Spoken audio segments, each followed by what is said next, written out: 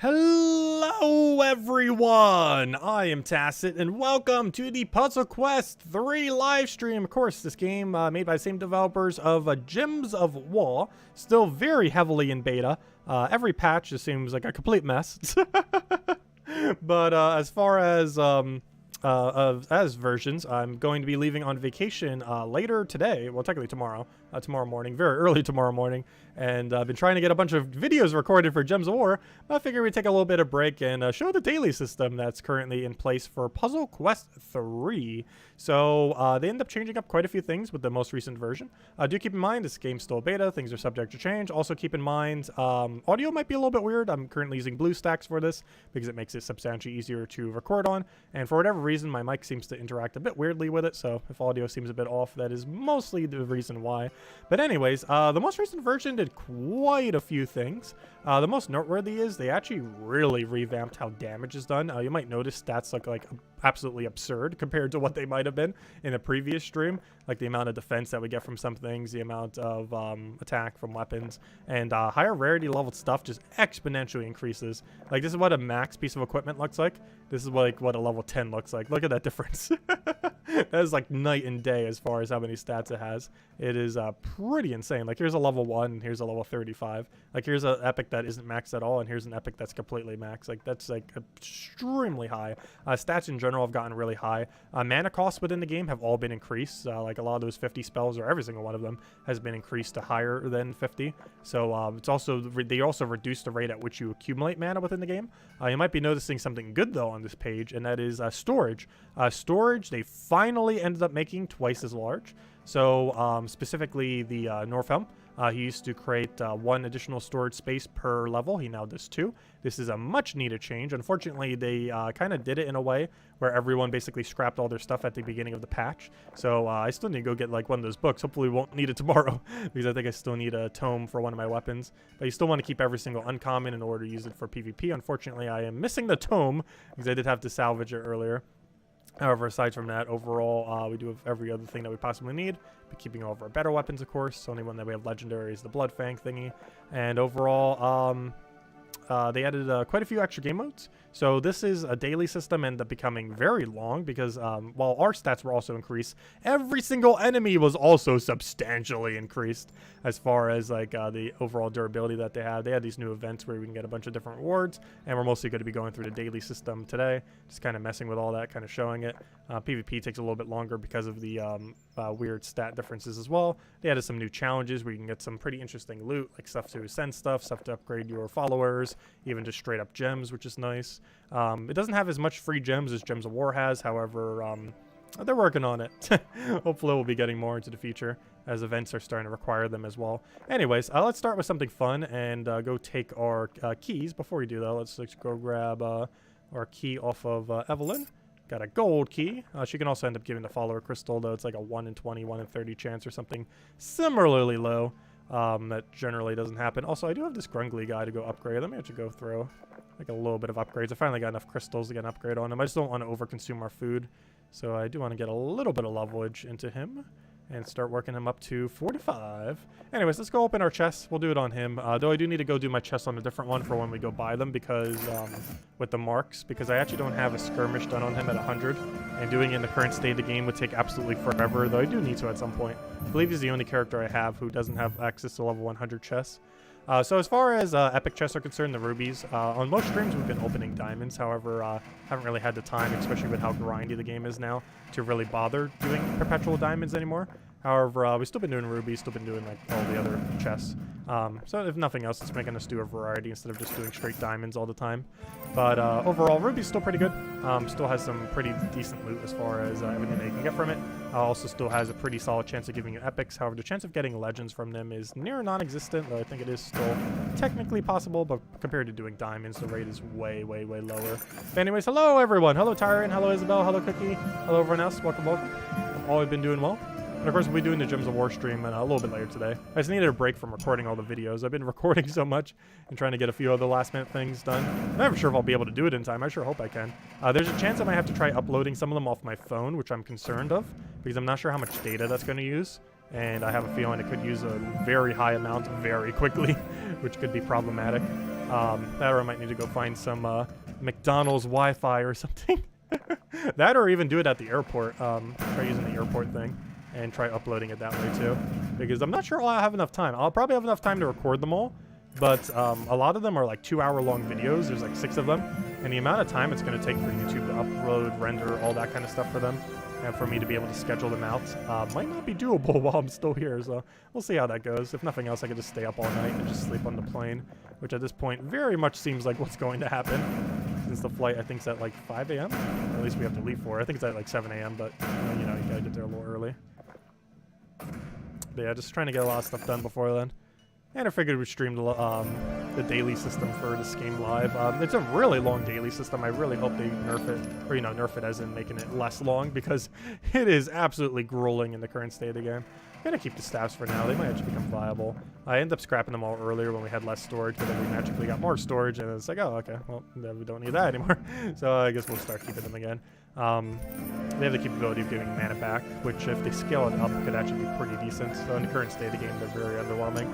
Oh, okay, we actually did get at least one epic this stream. No, we still have yet to pull a legend on any live stream. We've gotten like about a dozen natural legends. However, I have yet to ever pull one on a live stream. But hey, at least an epic, still good to see. Not exactly the same.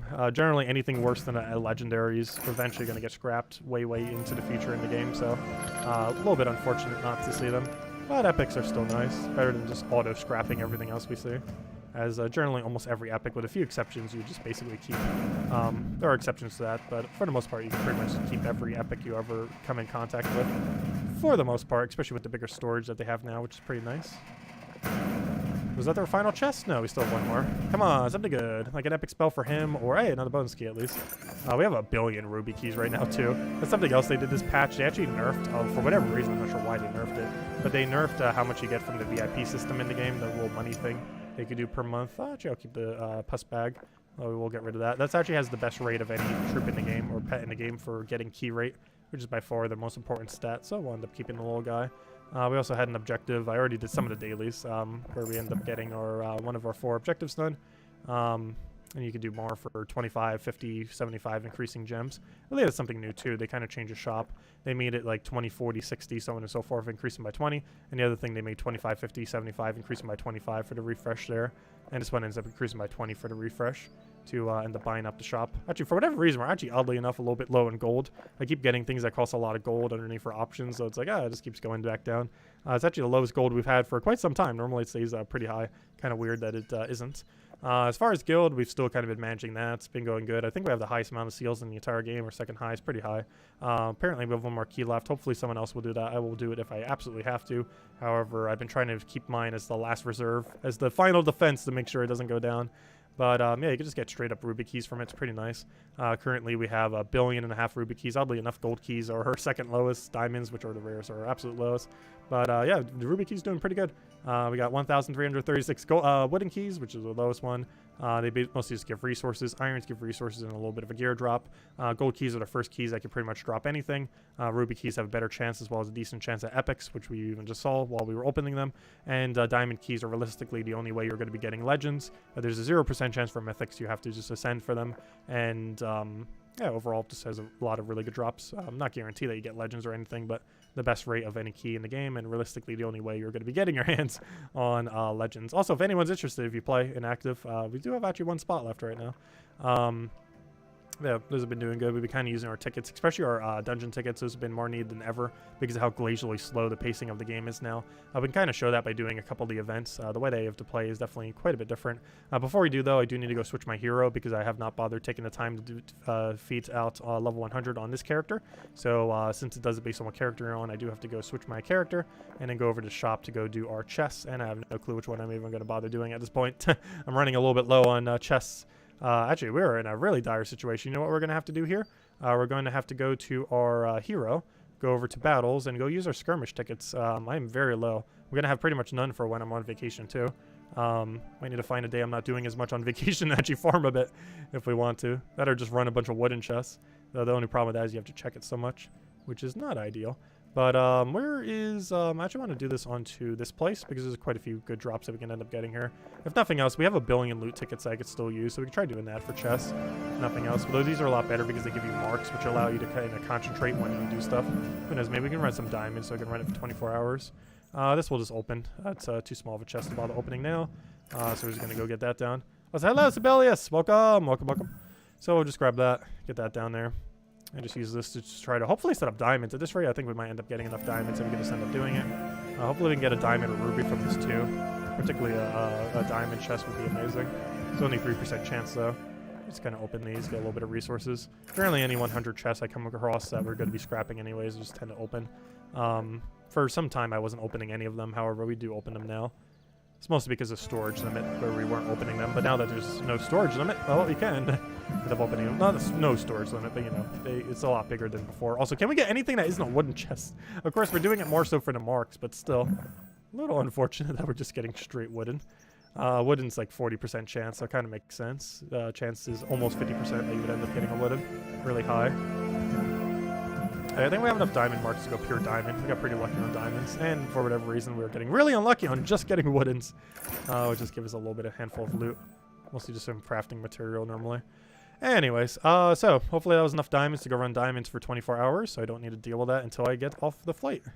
Tomorrow, get situated. Yep, we do have enough to run diamonds. Perfect. Okay, so we're not going to see any more chest openings this stream then, because those will run for 24 hours. Unfortunately, it is really hard to get diamond marks in the current state of the game, mostly because it takes absolutely forever to run dungeons and is a complete waste of time in the current state of the game. Hopefully a patch will come out at some point that will make it not a complete waste of time, but as it currently stands, it is, so I'm mostly just using those little bit of tickets there. Kind of speed things along and allow us to go set all of these chests. One other nice thing that they did, one thing I haven't mentioned yet in version 0.36, there are some not useless things in this patch. Overall, it's a pretty bad patch. However, there are some things that were pretty good. One of the things that was pretty good is you can now sort your pets by what stat they have as the highest. I wish there was still a way to just auto set based on highest, so if you wanted to do it based on time, or if you wanted to do it based on key chance, you could end up doing so. You can kind of do that now, however, you still have to go through a whole needless menu where they could just make it where you just click a button and it will auto set it for you. However, that's not currently what it does. However, one nice thing now is we could do this. So if we go to this, which is the highest key chance, it'll order them in highest key chance based on their highest key chance. And it's just placing in order regardless if they're sleeping or not. So we'll just go down here and start using these. And pretty much just do that. And be good to go. Also, I can go upgrade that one guy. Let me actually go do that. Do it based on dates. And let me actually go upgrade both of these. These are both pretty decent ones. So I'm going to go upgrade both of them to 9, which costs 28.28. Used to be able to do it all for just the minor ones, which is why I actually have a lot of them to 9. And now it's just kind of become tradition for me just to get them to specifically 9. I actually have a lot of spare of the higher pet food, but I've been waiting for legendary ones to bother dumping it in. And we just haven't been getting lucky getting good legendary ones. I have 3 legendary pets, only 2 of them have been upgraded though. The other one's just a really bad one. But we actually have quite a bit of spare pet food.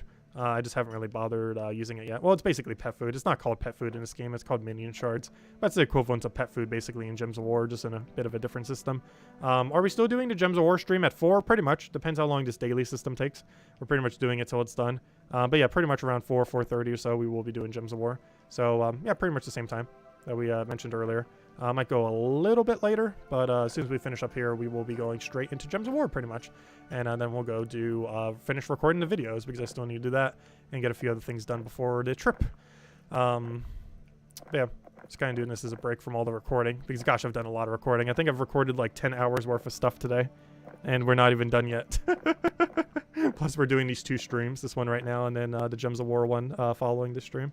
Though of course we'll separate it from this stream and have it as its own thing. And we'll be doing the entirety of Tower of Doom, or I think the entirety of Tower of Doom, we'll see. Depends how I feel as we're going through. We're definitely going to be doing a lot of Tower of Doom, that is for sure. And who knows, maybe the entirety of it. I'm not sure how far my guild has scouted. Actually, Isabel probably knows, or Cookie. I think Cookie's not here anymore. He went to sleep. But Isabel, how far are we scouted for Gems of War? Do you know? Because I'm curious how far we are. Because that will determine how long it will take. Because if we're scouted pretty much all the way, it's not going to take nearly as long. But if we have to do a lot of scouting, it will take a little bit longer. Though we haven't really showed scouting in Tower of Doom for quite some time. Mostly because by the time we do our stream and how far we normally go, the guild's already like way beyond that point by the time we get around to it. But yeah, a little bit quicker to set pets. Not as quick as it could be, but still overall not too bad. You can't even escape from Sibyllus here. Oh, is he over here? That's fine. Oh yeah, he did say hello earlier. But yeah, he's here. I did post on the Puzzle Quest 3 forum. I figured why not, since this is the last stream we're doing before we head on our trip. But yeah, we will be covering Puzzle Quest 3 a lot more regularly once this game is out of beta. The game's just in a really unstable state currently, so I don't really cover it much. Anything that we cover guide-wise is literally going to change in one version change, and it's just not really worth covering much as far as info. We covered like one video kind of going over followers, and even half of that's kind of almost outside of usefulness. It's still relevant, but you know, we kind of can't really cover anything until like version 1.0. Not to mention we have to use BlueStacks, and hopefully it'll have an official Steam version soon. They did mention that they will be doing so, but it doesn't currently exist. Anyways, let's go do, where should we even start? Let's go start with the challenges. So these are pretty fun. We're currently using hero class purple, so we'll do the ones that require us to use purple hero class first. I am currently using the correct build, so I think we're going to be good to go. We're currently using a scaling build. Pretty much every build has to be a scaling build now in the current state of game. Specifically, Nightbands ends up giving a bunch of extra dark damage as we match 4 more purple gems. We're also using even more scaling off a Royal Longsword. Gains 30 power every single time we do 5 purples. So basically, we want to be taking as many 5 purples as we can because we gain both power and spell damage for doing so. And that's pretty much what we're going with there. So let's go get these challenges done. Go into not event but into challenges. This was one of the few new things that was added in the most recent patch. There are 4 challenges that we want to do here. Obviously the gold ones are pretty useless, however they do change. They're not always gold there. However, we do have 2 for gems, and 1 for crafting material, and 1 for actual physical gems. So, but by gems I mean jewels. These are called jewels in this game. Actually technically they're called crystals actually, but they're basically like jewels and gems of war. But these are crystals, those are gems. These are used to upgrade followers. These are just the premium currency. Not the super premium currency, but you know, the thing that can kind of buy anything, but not the thing that can buy literally everything. Because they did make it independent. They kind of learned from Gems of War that they kind of needed their own independent premium currency. These are extremely overpriced though. I have not bought a single one, nor am I likely to ever buy a single one.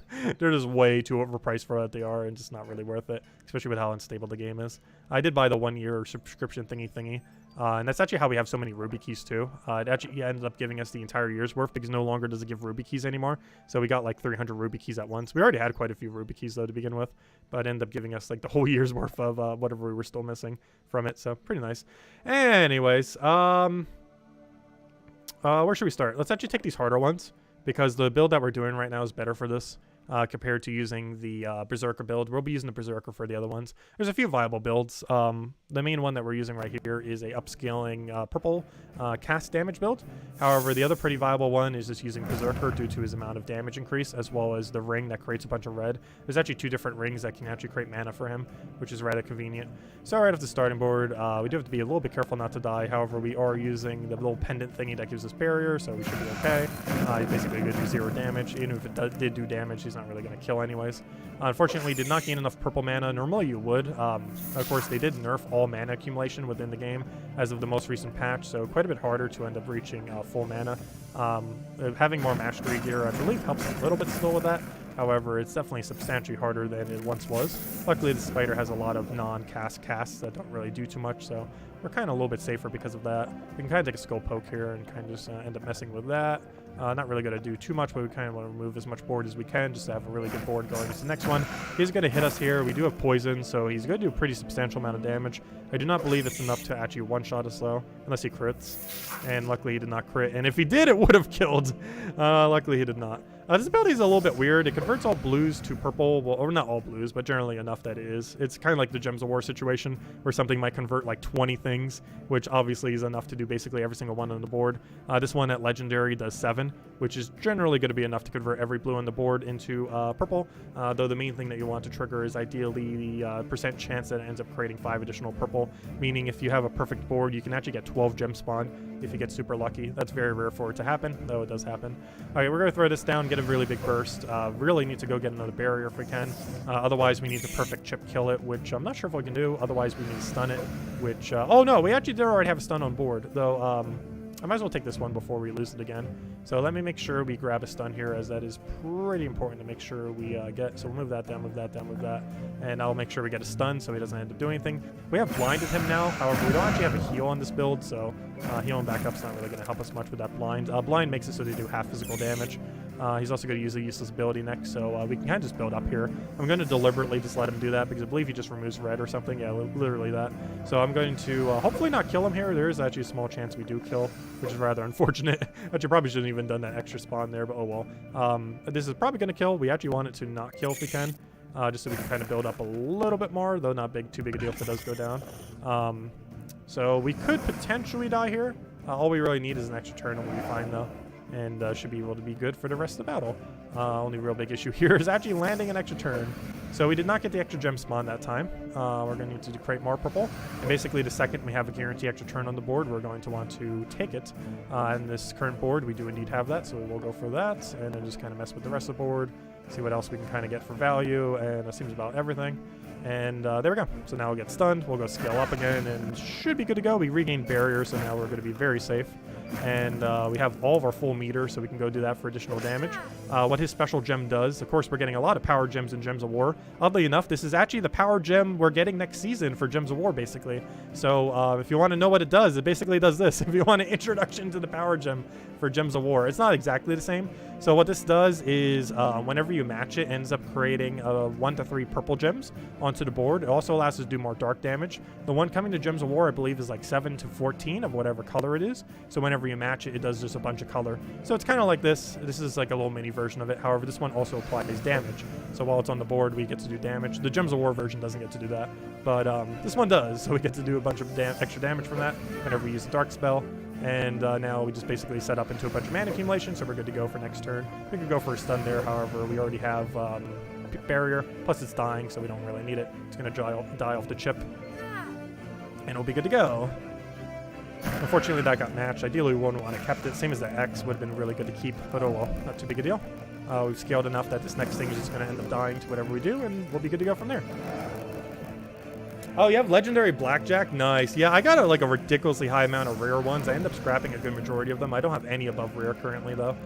Personally, I don't really feel like he needs it. I do kind of want to replace out Black Ice, though, or Dark Ice. I do have the legendary version of it, which is the highest of any of these 3 that I have for mana accumulation for him. However, it's really inconsistent. Very rarely do you actually get a lot of value out of Black Ice. It's very situational. The one nice thing about it is it does have a lower mana cost. Also, what's all on earth is happening with that audio? Let me go lower it some. Sorry about that. Hold up. Let me lower it by a lot. Why am I even just disable audio, to be honest? It has some weird audio glitches. I'm pretty sure you guys can hear that as well. Sorry about that if that's spiked. I'm just going to completely disable all audio from the game. It's still very glitchy. We are using an emulator right now as well, so a lot of things still happen in that regard. That'll obviously be fixed by the time later. I believe it's just an emulator issue as well. I don't think if you do it on phone, it even has that issue. But we'll just disable audio for the rest of this just because, yeah, there's a lot of weird audio issues, unfortunately. Once it has an official Steam release, that obviously won't be the case anymore. However, a little glitchy on an emulator still. Plus, the game itself is still in beta as well.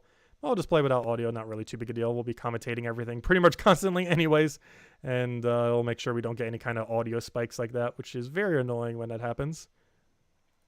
Okay, we'll go claim the other crystal, and then we'll go do the other ones with the Berserker.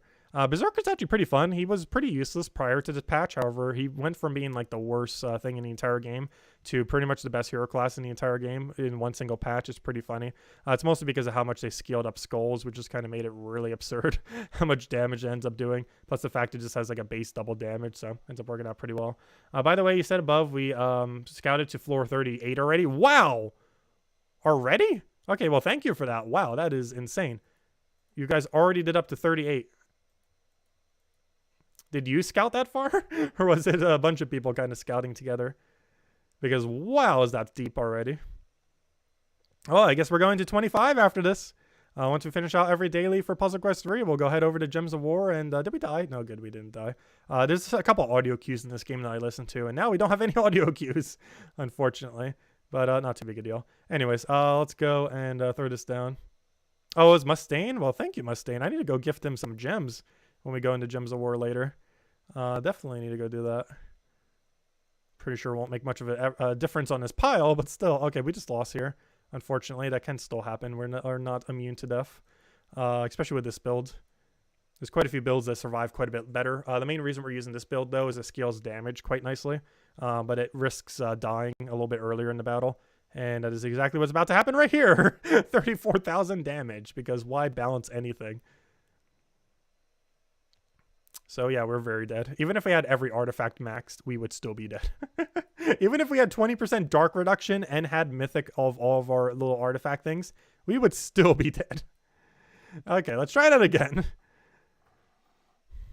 But yeah, this is a bit of a riskier build compared to a couple of them that exist within the game. However, once it gets rolling, it scales very, very nicely, and is the main reason why we were even bothering to use it in the first place.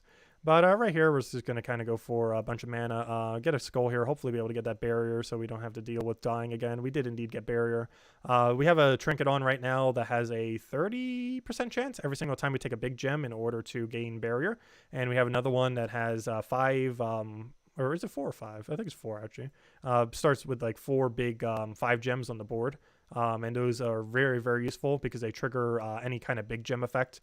So there's a bunch of things that whenever you take a big gem will trigger some kind of effect. Some of them require 3, some of them require a 5. There's a thing that can stun a weapon that requires 5. There's a weapon that we have right now, or a trinket that ends up giving us barrier whenever we take a 3 at a 30% chance. So when we take this, and take the other one, that is 3 30% chances that we'll end up getting a barrier. And as you can see, one of them triggered. Obviously it doesn't multi-stack, but at least one of them triggered, which gave us our barrier. And now we'll kind of be safe. We have a blind on them as well. I actually got, they end up giving out some free gear at the beginning of this season, or not season, but at the beginning of this patch.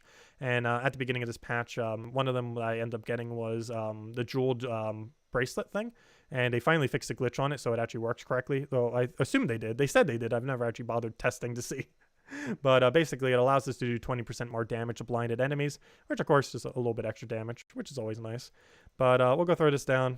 I probably should have done a little bit of mana accumulation first, because you're going to heal off of this, basically undoing all the damage we just did. Though at least we got rid of his resistance, because in this game there is those extra resistances there. Oh no, I just took it in a way where we can't take an extra turn now. I could have done the previous board, but now I can't. A little unfortunate there, not really too big a deal. Hopefully we'll regain barrier on our following turn. Though I could have stunned there and just completely got rid of our stun. A little unfortunate. Hopefully it doesn't backfire. He's going to go do his withering thing. Not really too big a deal, because we'll just hit for 0. And what's his other ability do? It will instantly kill us very hard. Is what it will do. It will very much insta kill us. Once again, I just took away the extra turn potential we had. I really should just be going for those, especially when we need them. Like in this situation where we would die otherwise. Like right now, I'm definitely going to go take it. I don't need to risk dying here. So we're going to go take this over there, take the other one over, take a little bit extra mana, take the other thing, take that for a little bit more, and should be good to go. And get that rolling. Is the boss Puzzle Quest 3 interpretation of the one tentacle devourer troop from Kakarot? It kind of does seem like that, doesn't it? It does kind of look like that a little bit. It does look very similar to that. What do I even do for an option here? I guess we just go kill this and then do the guarantee extra turn. We do have barrier built back up, so we can kind of do a little bit riskier if we really want to. However, we do have a really scaling build, so if we're stalling for a turn, it doesn't really matter as much. And just kind of use that for the value. Also, do I currently have a speed increase on me? Why do I feel like we have a speed increase on us right now? I really should be taking that off of our hero, because that is very bad to be using. Because it keeps increasing our speed over time. And I'm pretty sure I'm using it. Yes, I am. I'm using Royal Boots right now. I'm wondering why our time keeps going up. I forgot to take them off because I was using them for extra EXP when we were opening tickets and stuff like that. However, one big issue with that is every single time we take a big gem, our speed increases by 20%. And speed is basically a negative stats effect in this game. Or sorry, 10% I believe it is at the rarity that it's at. And this is really bad because we actually don't want to gain speed. It's basically a negative stats effect in the current state of the game, which obviously is not good because it keeps making the timer longer and there's no way to skip the timer or anything like that, which makes these battles elongate even longer than they need to be. It's a little bit of a mistake there, but this is the last battle we actually have to do with this hero class, so it's not too big a deal. As long as we get through it, we should be good to go. But we'll elongate it ever so slightly because as you can see, the timer keeps going longer and longer, which of course gives you more time to do your moves, but there's no way to like force skip the timer. So if that goes up to like 10 seconds, we have to wait the entire 10 seconds before we can act out of it. So that's pretty bad. Not sure why they haven't done anything to make it not that way. It would be very useful. But it's basically a negative stats effect to have higher speed because it basically slows down the rate at which you can farm or complete out literally anything, which is obviously bad. One thing that would have actually been a little bit smarter to do there would have been to scale up a little bit. But for the sake of time, I'll just kill it out immediately. Not too big a deal. This is still dungeon stuff. You do still have the buffs between every 2 rooms. So we'll take a little bit of mana here. They have buffed up quite a few of them, which makes pretty much taking the mana one of the better ones now. 50 mana to everything still gives to your special meter as well. So that's pretty useful for being able to get special meter on characters that actually have a pretty good special meter. And this is a class that does have a really good special meter because it determines how much extra damage you can do, and you can also help him get extra turns for the stuns. Really important to get stuns. Also, we got a permanent hex on it. We get it from one of these channeling ones. One of them ends up applying blind. The other one ends up applying hex. Hex makes it so all their spells do half damage, and this makes it so all their combat physical damage does half damage. Basically meaning we have 50% reduction on literally everything he'll do, assuming he ever gets past barrier. And hopefully he'll just never get past barrier. But if he does get past barrier, he will be disabled on literally everything, because this thing right here has a 75% chance to blind for 2 turns, and this thing right here has a 50% chance to hex for forever. It doesn't have any timer, it just literally lasts forever. So right here we'll get a nice big poke, 19,000 damage, and I'll just keep stacking higher and higher as we keep going. This should be enough to kill, so I'm not even going to bother getting extra turn, though since it's just giving it to us, we might as well take it. Though it wasn't too big a deal because I'm pretty sure it's dead here regardless. Unfortunately, our 1 big gem did get taken, our little power gem there. But if nothing else, spawns a little bit more, and he's definitely super dead. 20,000 damage or a little bit higher. Okay, we got 3 more. Should be good to go from this point. Just going to go just keep ramping up, keep doing damage. At this point, we're almost going to be not necessarily one-shotting. They have pretty high durability, but we'll be doing a pretty substantial amount of damage. So we'll go throw that down. Nice 10,000 there. Or a little bit over 9,000. Let's go for a lot of extra gems here. Not really that needed, but if nothing else, you can use it to skip timer. One way that you can skip timer, the only way that you can skip timer in the current state of the game with how the game is set up, is if there are no moves left, it'll automatically force the timer to stop, or, you know, not even start, and it just goes on to the next turn. Ideally, there will be a function at some point within the game that'll allow you to just do that at your own will. However, in the current state of the game, you have to force it by having no moves remaining left on the board. So you can do that with quite a few different strategies to basically skip the timer, and can be useful. Though generally your timer doesn't go this high. You generally don't want to be using speed options. I just accidentally left mine on, which is rather unfortunate. Our speed's probably going to go up to like 4.5 or 5 by the end of this match. And it can go up infinitely. There is no limit to how much it can go up, which is also pretty bad. I wish speed did something else other than just that timer. Because having a higher speed doesn't make anything any stronger. Anything you could do with a lower speed, you could do with a higher speed. So increasing speed is very underwhelming in the current state of the game, and not really something I would bother ever doing. I'm just doing it on accident currently right now.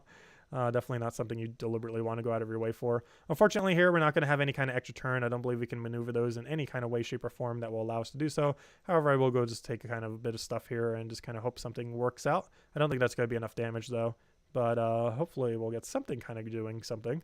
That's a lot of damage. You know what? That might actually be enough to kill. We'll see. About to find out. I highly doubt that is, but you never know. If nothing else, we almost got a heroic effort. That probably would have been enough to kill. And actually, it is enough to kill without heroic effort. So heroic effort in this game, in the past Puzzle Quest games, it would give you a bunch of EXP and stuff. In this game, it gives you a really big power spike. So if that wasn't going to be enough damage and we got a heroic effort, it actually would have been. Unfortunately, no heroic effort there. And we would have had it still going in this turn because it lasts for 2 turns. The turn it activates and then your following turn, which means we could have had it for this turn. Unfortunately, we do not, though. This thing, I believe, converts yellow to purple whenever we hit it with dark, which is rather convenient because that's exactly what we're doing right now, hitting it with a big dark hit. And as you can see, some of them got converted. Unfortunately, I do not have a gem to go there, so we're going to try for it. And we'll try it again and hopefully get lucky. Unfortunately, did not get it there. Try for it again. Did we get it? We did. And it will auto skip timer because there's no moves left. Perfect. And that should almost kill it. And then we just do one big follow-up into next turn, and that should be a match. Did we get a heroic? Come on, heroic, heroic. Yeah, there's heroic effort, so this gives us a big power spike whenever it activates. We can actually see it specifically on this menu right over here as far as how much additional power it's doing. Some of that is also from our other trinket thing, but as you can see, quite a bit of extra power as far as our overall amount of damage, and pretty convenient. So now we just basically go and poke it a little bit, and then we won. Let's go throw down a little bit of setup, and it should be enough just to kill it out, and if that's somehow not enough, we'll just kill it off of gems. But there we go, 31,000, and it's dead. And there we go. Now the challenge is completed. Overall, a lot slower than it used to be, but yeah, you pretty much have to use upscaling stuff now. Pretty much the only way to kind of get through those annoying battles. Also, that doesn't even count as a dungeon battle. And not only that, but it also doesn't give you the correct marks. Like, that should be giving us like 18 stacks of marks, and it gave us like 1, 3, stuff like that. They didn't code it properly. They forgot. Though, oddly enough, they did actually get the chest correct. It actually does give a chest for the correct kingdom association. And there we go. We got a little library crystal. Okay, now we'll go switch over to the hero class that we're probably going to be using for most rest of the stream. And though I do have some PvP I need to go do with this hero class. But the one that we'll be using for most rest of the stream will be the Berserker. So Berserker, prior to this patch, was basically the worst hero class in the entire game. However, due to how much harder it is to mana generate, this ring is actually pretty noteworthy. And I got pretty lucky because I actually have a legendary version of it as well that I got off of a random chest at some point. And basically, this creates 3 reds per turn. This creates 2 reds per turn. That's a total of 5 red per turn by doing nothing. Literally just killing something or passing our turn or, you know, casting. Or, you know, basically any end of turn state ends up causing us to create a bunch of reds as well. Shaman has pretty decent capabilities as well. I used the Shaman a lot prior to this version. However, I haven't really been using it much this version. It has a lot of barrier spam on it. It definitely can be pretty useful. I do personally prefer the upscaling that Assassin has in comparison. Though one pretty nice thing about Shaman is it can get a 1-turn cycle and just kind of keep 1-turn cycling. One other pretty convenient thing, which is unique to our Shaman, is I did get lucky and found a, where'd it go? Somewhere's in here, a legendary channel poison. So we can actually create 7 of them. This is quite a bit better than the ones that we have available for our purple build because you can only create 5 off of them. Whereas this ends up doing 7, which is obviously quite a bit more useful. But yeah, he has a really heavy, just kind of kill everything in 1 turn kind of build, where he just goes absolutely crazy on his first turn and then just kind of wins. Also, why do I have repeats of some of these? Forgot to get rid of these earlier. Actually, I think it was because I didn't have an ultra rare and then I finally did. But let me go get rid of this one. Since I haven't opened as many chests on it. I feel like I should get rid of this other thing too, though I'm not sure if I have another copy of it and I don't feel like checking right now. Not really worth bothering to check. But anyways, so let's go mess with this build. This ends up working out pretty well. Is this on Steam? It will be. It is not currently on Steam. It is currently in early access only on Android, though I believe it is starting to come over to the other mobile version. But at this current moment in time, it is only fully available on Android. It's still in beta, though. It will be launching on Steam before the end of this year, based on what they said earlier. So sometime in the next like 3-4 months, it should be on Steam. No official date on that, but they are trying to roll it out before the end of the year. It'll likely still be on early access when it comes over to Steam. However, they are looking to try to get it on Steam. Actually, whenever they do it on their own stream, it actually is the Steam build because they do it on the Steam build of the PC version. However, there is currently not an officially released Steam version, nor is this the Steam version. We're just using BlueStacks right now, which is also why we have audio disabled. It was doing some really weird audio stuff, so I just disabled it so it wouldn't make any weird sounds because it's kind of very glitchy when using this emulator. But yeah, it's in the Google Play Store, and that's the way that we're playing it currently right now, via BlueStacks. But it will have an official Steam release, hopefully pretty soon. Hey, we got 100 skirmishes done. Because that does indeed count as a skirmish. Oh, I don't want that chest. No. Don't overwrite my diamonds. I need those diamonds. You can't find it? If you type in Puzzle Quest 3, you should be able to find it. Just typing in Puzzle Quest 3.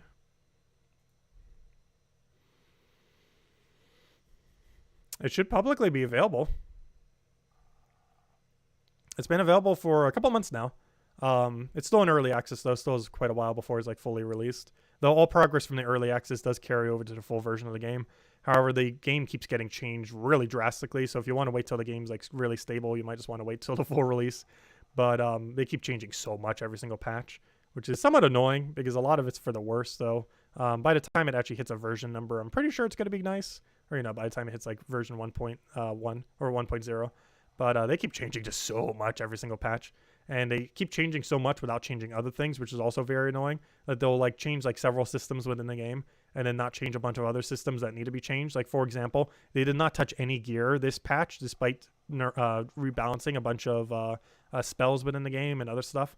So now the balance is like all off on gear because stats are like 1 billion times higher, yet a lot of gear, or all gear, still has the exact same stats they had before. So anything that isn't a percent is ridiculously bad in the current state of the game. And basically anything that is a percentage just has to be used because anything that's a static number is just so ridiculously bad compared to everything else that's available. So kind of weird that they didn't end up adjusting any of that. But anyways, I'll throw that down, get our pokes. Obviously this ends up working out pretty well. Has a lot of spammability, has these skulls, which basically auto-kill anything they touch because of how much damage skulls do in the current state of the game. One pretty nice thing about skulls is just it's simply based entirely on your weapon, which is much better than all the other stuff because your cast damage now is very heavily based on how much color you have in every single rarity, which is really hard to build up because theoretically you would need to have a mythic thing in every single color to really get the full amount of value. Okay, we'll end up getting that down. End up getting our explosion there and then just go for the skull. So why do I hear people talking outside? Sounds like they're doing construction. It's not my house. It must be for the neighbor. Because they're being very loud. I'm pretty sure you guys can't hear it on the mic. But that is very loud. Let's see. I'll end up throwing that down. Get our other burn. These things are weakened to fire. There are elemental weaknesses in this game, unlike Gems of War. Kind of like Pokemon, though definitely way less complex. But as you can see here, he has like a little thing here. He takes more damage. He's green typing. He takes more damage to red. He takes less damage to blue. And he gains more mana if we take any greens off the board. Though we are not going to be taking any greens off the board. Oh no, I thought we had an extra turn there. Oh no, I better not die to him. I was doing that to try to take the thing, though I think we're fine. It's way more than enough damage to kill him. Yeah, way more. Even just a skull alone was enough. It's not like the super high level. If he was like a really high level, we actually would have died there. The build we're doing right now is not meant to do higher level stuff. It's just meant to kill things very, very quickly. And that's exactly what we're doing with it. Just kind of clearing through the easier stuff in a very rapid pace. So it doesn't end up taking as long. But there we go. Those are all the challenges completed that are of any relevance that I end up getting today. I believe it's different per person, which is really annoying. I wish it was the same for every person like they are in Gems of War. However, that's basically the equivalence of Gems of War's daily system for that.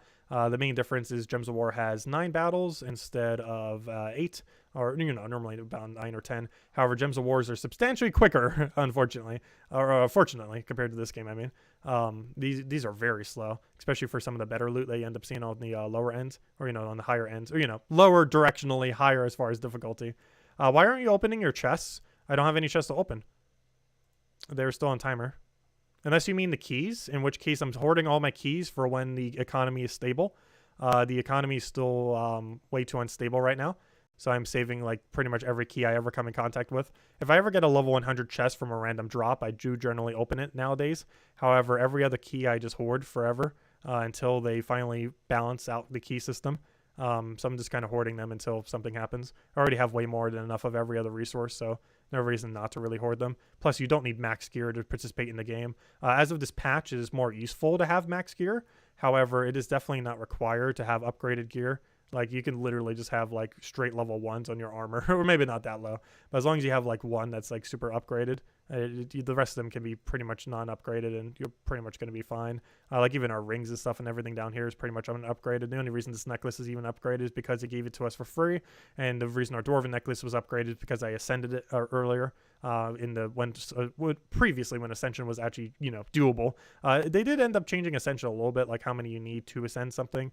Like for example with this thing right here, they end up lowering how many of the legendary thing you need by 1, and quite a few of the lower rarity ones is still lowered. However, due to the glyphs bottlenecking pretty much everything, it is still near impossible to really upgrade much, which is rather unfortunate. Anyways, but yeah, legendary and mythic stuff just so ridiculously hard to get your hands on unless you just randomly get it as a drop, like that ring over there. But anyways, let's go start on events now. So events are a new thing that basically gives you a bunch of battles, and the more you do, the more points you get, and you get some various loot for doing so, with one of those being a chance at a glyph, though I have yet to see any. But it gives you a bunch of loot. These actually aren't too bad.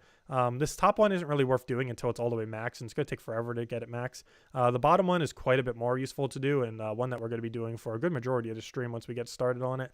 It's actually never did tier 3 yet. We'll be doing that for the first time. They shouldn't be too much stronger. I'm pretty sure we could still end up getting away with this build that we're using right now. And basically just clear through that. And it ends in 4 hours, 30 minutes, so we definitely need to make sure we get it done by then, though it's definitely not going to take that long. It takes a while. It doesn't take that much of a while, though. Anyways, let's keep going. You remember Puzzle Quest 3 is not available globally yet? Oh, yeah, that's a thing, too. I forgot. It's not available in some regions. That is true. I'm not sure every region that it's available in. However, some regions do not have access to the game for whatever reason. Not sure why that is. However, it is region locked. You might be able to use a VPN to get around that. However, it is region locked in many regions, but I'm pretty sure VPN will get around that. I personally don't have much experience with VPNs. However, they're definitely advertised a lot, if nothing else. But that might be worth looking into if you really want to try playing this game and you're in a region that does not support the game currently yet. Once it comes to Steam, I'm pretty sure it's going to support pretty much every region, though. However, at the current moment in time, it does not support every region, and I'm not sure of a full list of the regions that it does currently support. Though I know if you're in the United States, should have support. But anyways, let's go and just keep killing everything. As you can see, these challenges are very easily one-shottable, which is why we're using the build we're currently using. We basically get a bunch of red every single turn, and we just keep casting our abilities. Then by the time we run out, we just basically go and get a full board again and repeat the cycle. And pretty much it's good to go. I always keep one-shotting. He'll keep creating 5 red every single turn. Every single time we kill an enemy, it'll create 5 more red, not because we do it based on death, but because it passes a turn whenever that happens. And every time we pass a turn, boom, more reds. So, yeah, pretty easy. Looks like we're probably going to, hopefully it'll auto end our turn here. Unfortunately, we do have a move, which will make it so it doesn't auto end our turn. That would have saved a little bit of time, though it's not too big a deal. We just keep casting and kind of just keep spamming this, and it kind of just infinites forever, and then we win. Overall, pretty straightforward. And we mostly just do it for the little bit of loot that we end up getting. The higher tiers will obviously end up being more difficult. However, it does take time to unlock those higher tiers, and this is kind of set up to kind of work as you're progressing through the game, the way that they set it up. And given that they added it midway through, while a lot of people were already, you know, through the game and completely finished, it's not scaling as well, as quickly as it should be, mostly because we already were scaled up before we had access to the game mode. However, you get access to this game mode, I believe, around like level 10 or lower. So you get it pretty early, so it will kind of scale with you as you're progressing through the game, though that didn't quite happen because they added it, you know, later. So that's a factor with it. However, that will be fixed over time. As more time goes on, the higher tiers will be in it, and then they'll kind of just sort itself out. But since we were already kind of leveled beforehand, it's a little bit towards the easier side. But if nothing else, at least that makes it go a little bit quicker. But it's kind of concerning because that means it's going to take even longer at some point once, you know, we get to that point, once we reach the higher tiers. Let's see. I should ask NordVPN to go sponsor me. Oh no, I've never taken any sponsor yet. I've always been kind of hesitant to. But I don't know, we might eventually take sponsors. We'll see. I'm not sure if we have enough engagement on our channel to really justify it, though. Like, the amount of money we'd get, it would pretty pitiful, I'm pretty sure, as this small of a channel with how much engagement we have relative to our size. Because we don't generally have too much engagement, like as far as like likes, comments, stuff like that. Of course, it is artificially high whenever we do live streams, because technically every single time anyone says anything in a live stream, it technically counts as a comment as far as YouTube is concerned. But as far as other analytics, the only thing I have like super high compared to an average channel, we have really high watch time retention compared to an average channel. I'm not sure if that's because of our live streams or just because people love watching the videos that we do, like whenever we cover the Monday video and stuff like that. But we do have artificially high retention time, so that's pretty cool. But quite a few of the other numbers are a bit below average compared to an average channel.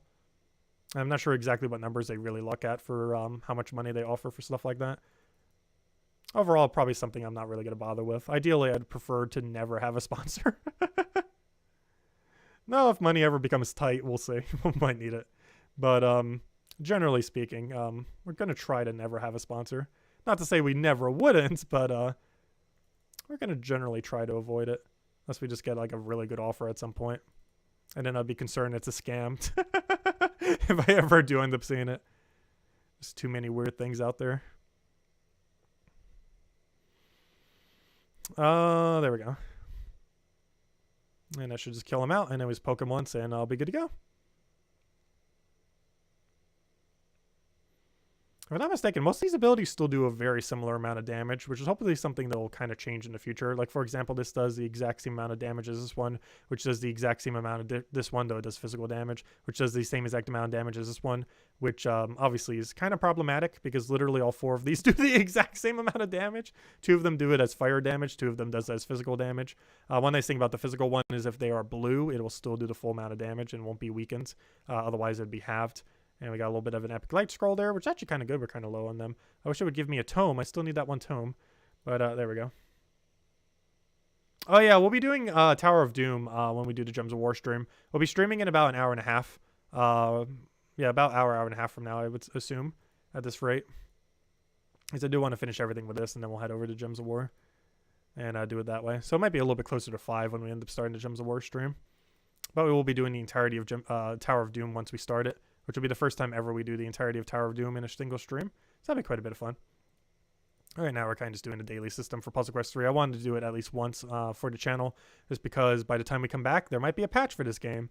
So as far as leaderboard, I believe we're going to have to buy 3 tiers, unfortunately, in order to keep up, and we definitely do want to make sure we keep up. The first one will end up costing us 100. The leaderboard for making first place gives us 600 back, so not really even spending any, technically, for when we get this initial one. It ends up giving us a lot more that we can end up doing battles per day, as well as battles that we can do now, as well as giving a couple other things. These little crystals basically allow you to gain some mana and create some of that color, and these things basically just allow you to heal you, which I haven't actually used a single time either of them yet. But anyways, the next one costs 300, and it costs 500. I don't think anyone really bothers going beyond the 500 one, so I'll just take up to that point. And we should be good to go do this event. So we currently have access to Tier 3. I have not done a single battle in Tier 3. However, I don't believe it's really too much more difficult than the previous tier. If we go over the tiers, we're dealing with going from 8 to 15s to 13 to 20s. So overall, it doesn't really seem like too much of an issue. We're also using a lot of fire damage, and 4 out of the 6 enemies that we can encounter will be green, one of which is guaranteed. And the purple one's guaranteed over there. These 2 are guaranteed. This will always be the final boss. This will always be the second to last or third to last enemy that you fight. And these will be random as far as how many end up occurring. So it is possible we basically get pure green except for haze miasma. But anyways, we'll go into it. Hopefully we should be good to go. And not as many people on Tier 3 leaderboard. I think you had to make some of the previous leaderboards somewhat high to actually be even on this one. So it doesn't look like there's that many people here. If you look at the PvP ones, it goes down very, very far. But if you look at something like that one, it doesn't seem like it's that many just because not as many people are that high up.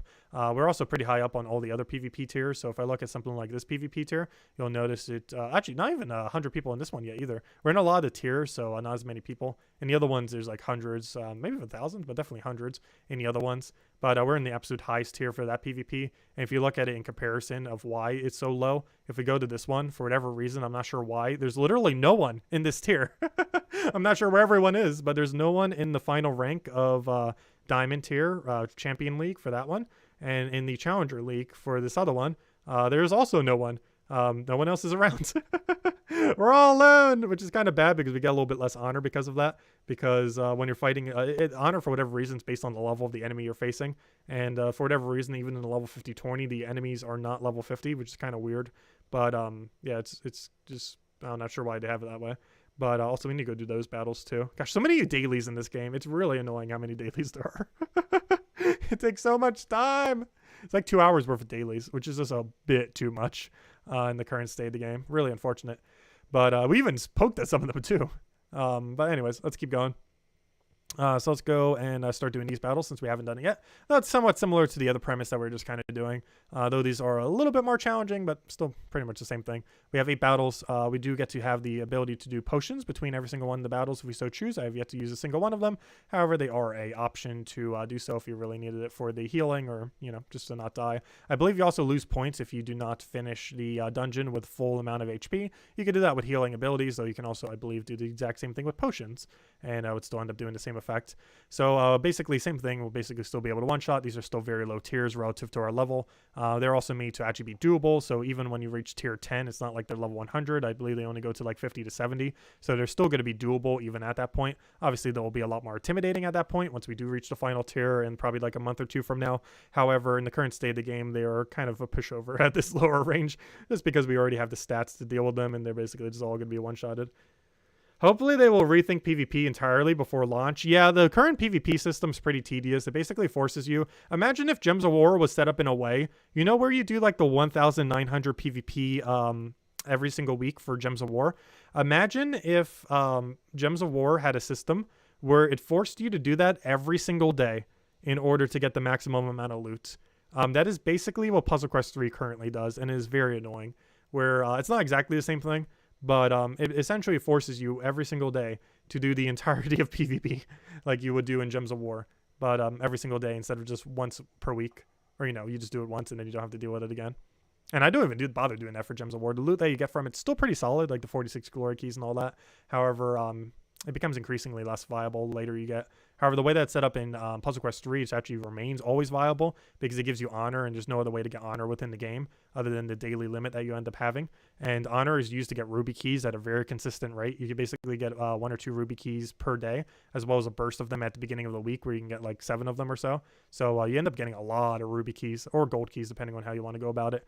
You can get 2 gold keys for 140 honor or 1 ruby key for 150, both of which have the exact same chest value in the sense of how much time they end up opening up.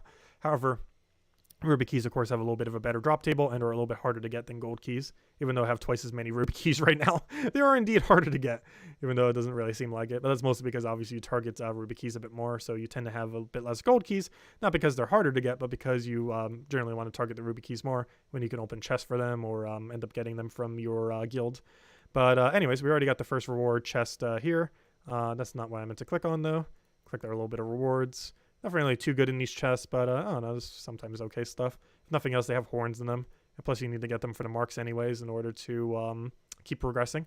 Once you get enough marks, or whatever they're called, the little metal thingies in this game, you'll end up getting the capability of going to next tier, and that is very important because unlike the PvP, with how it's currently set up, though it will likely be reworked, you don't actually end up increasing at all when you get to higher ranks. So we're the highest rank of PvP right now, yet the final reward for a PvP rank is still 500, and is 500 literally at every single one, regardless if you're at the lowest possible rank or the highest possible rank. It is always simply just a 500 gem off of each one of the PvP leaderboards for 1,500 per week.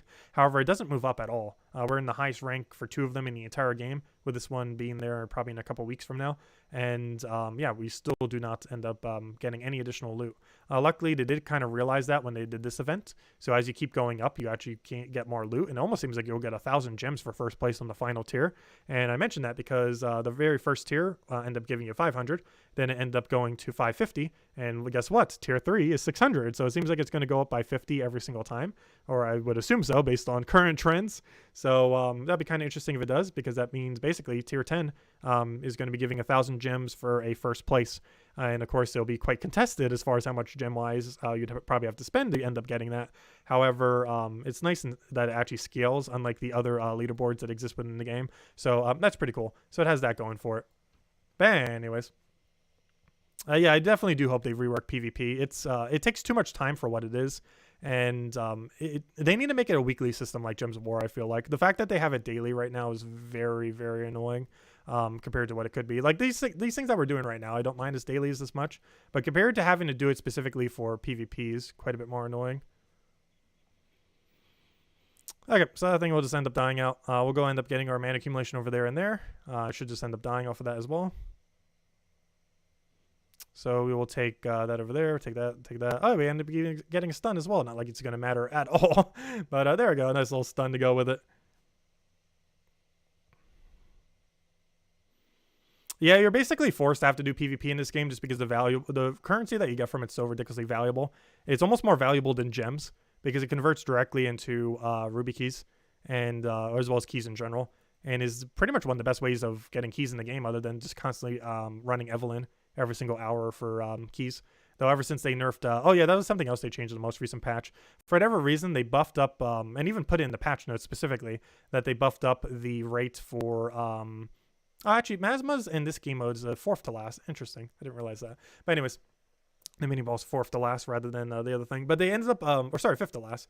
But they ended up changing how many food and minerals we end up getting, the ores, little thingies.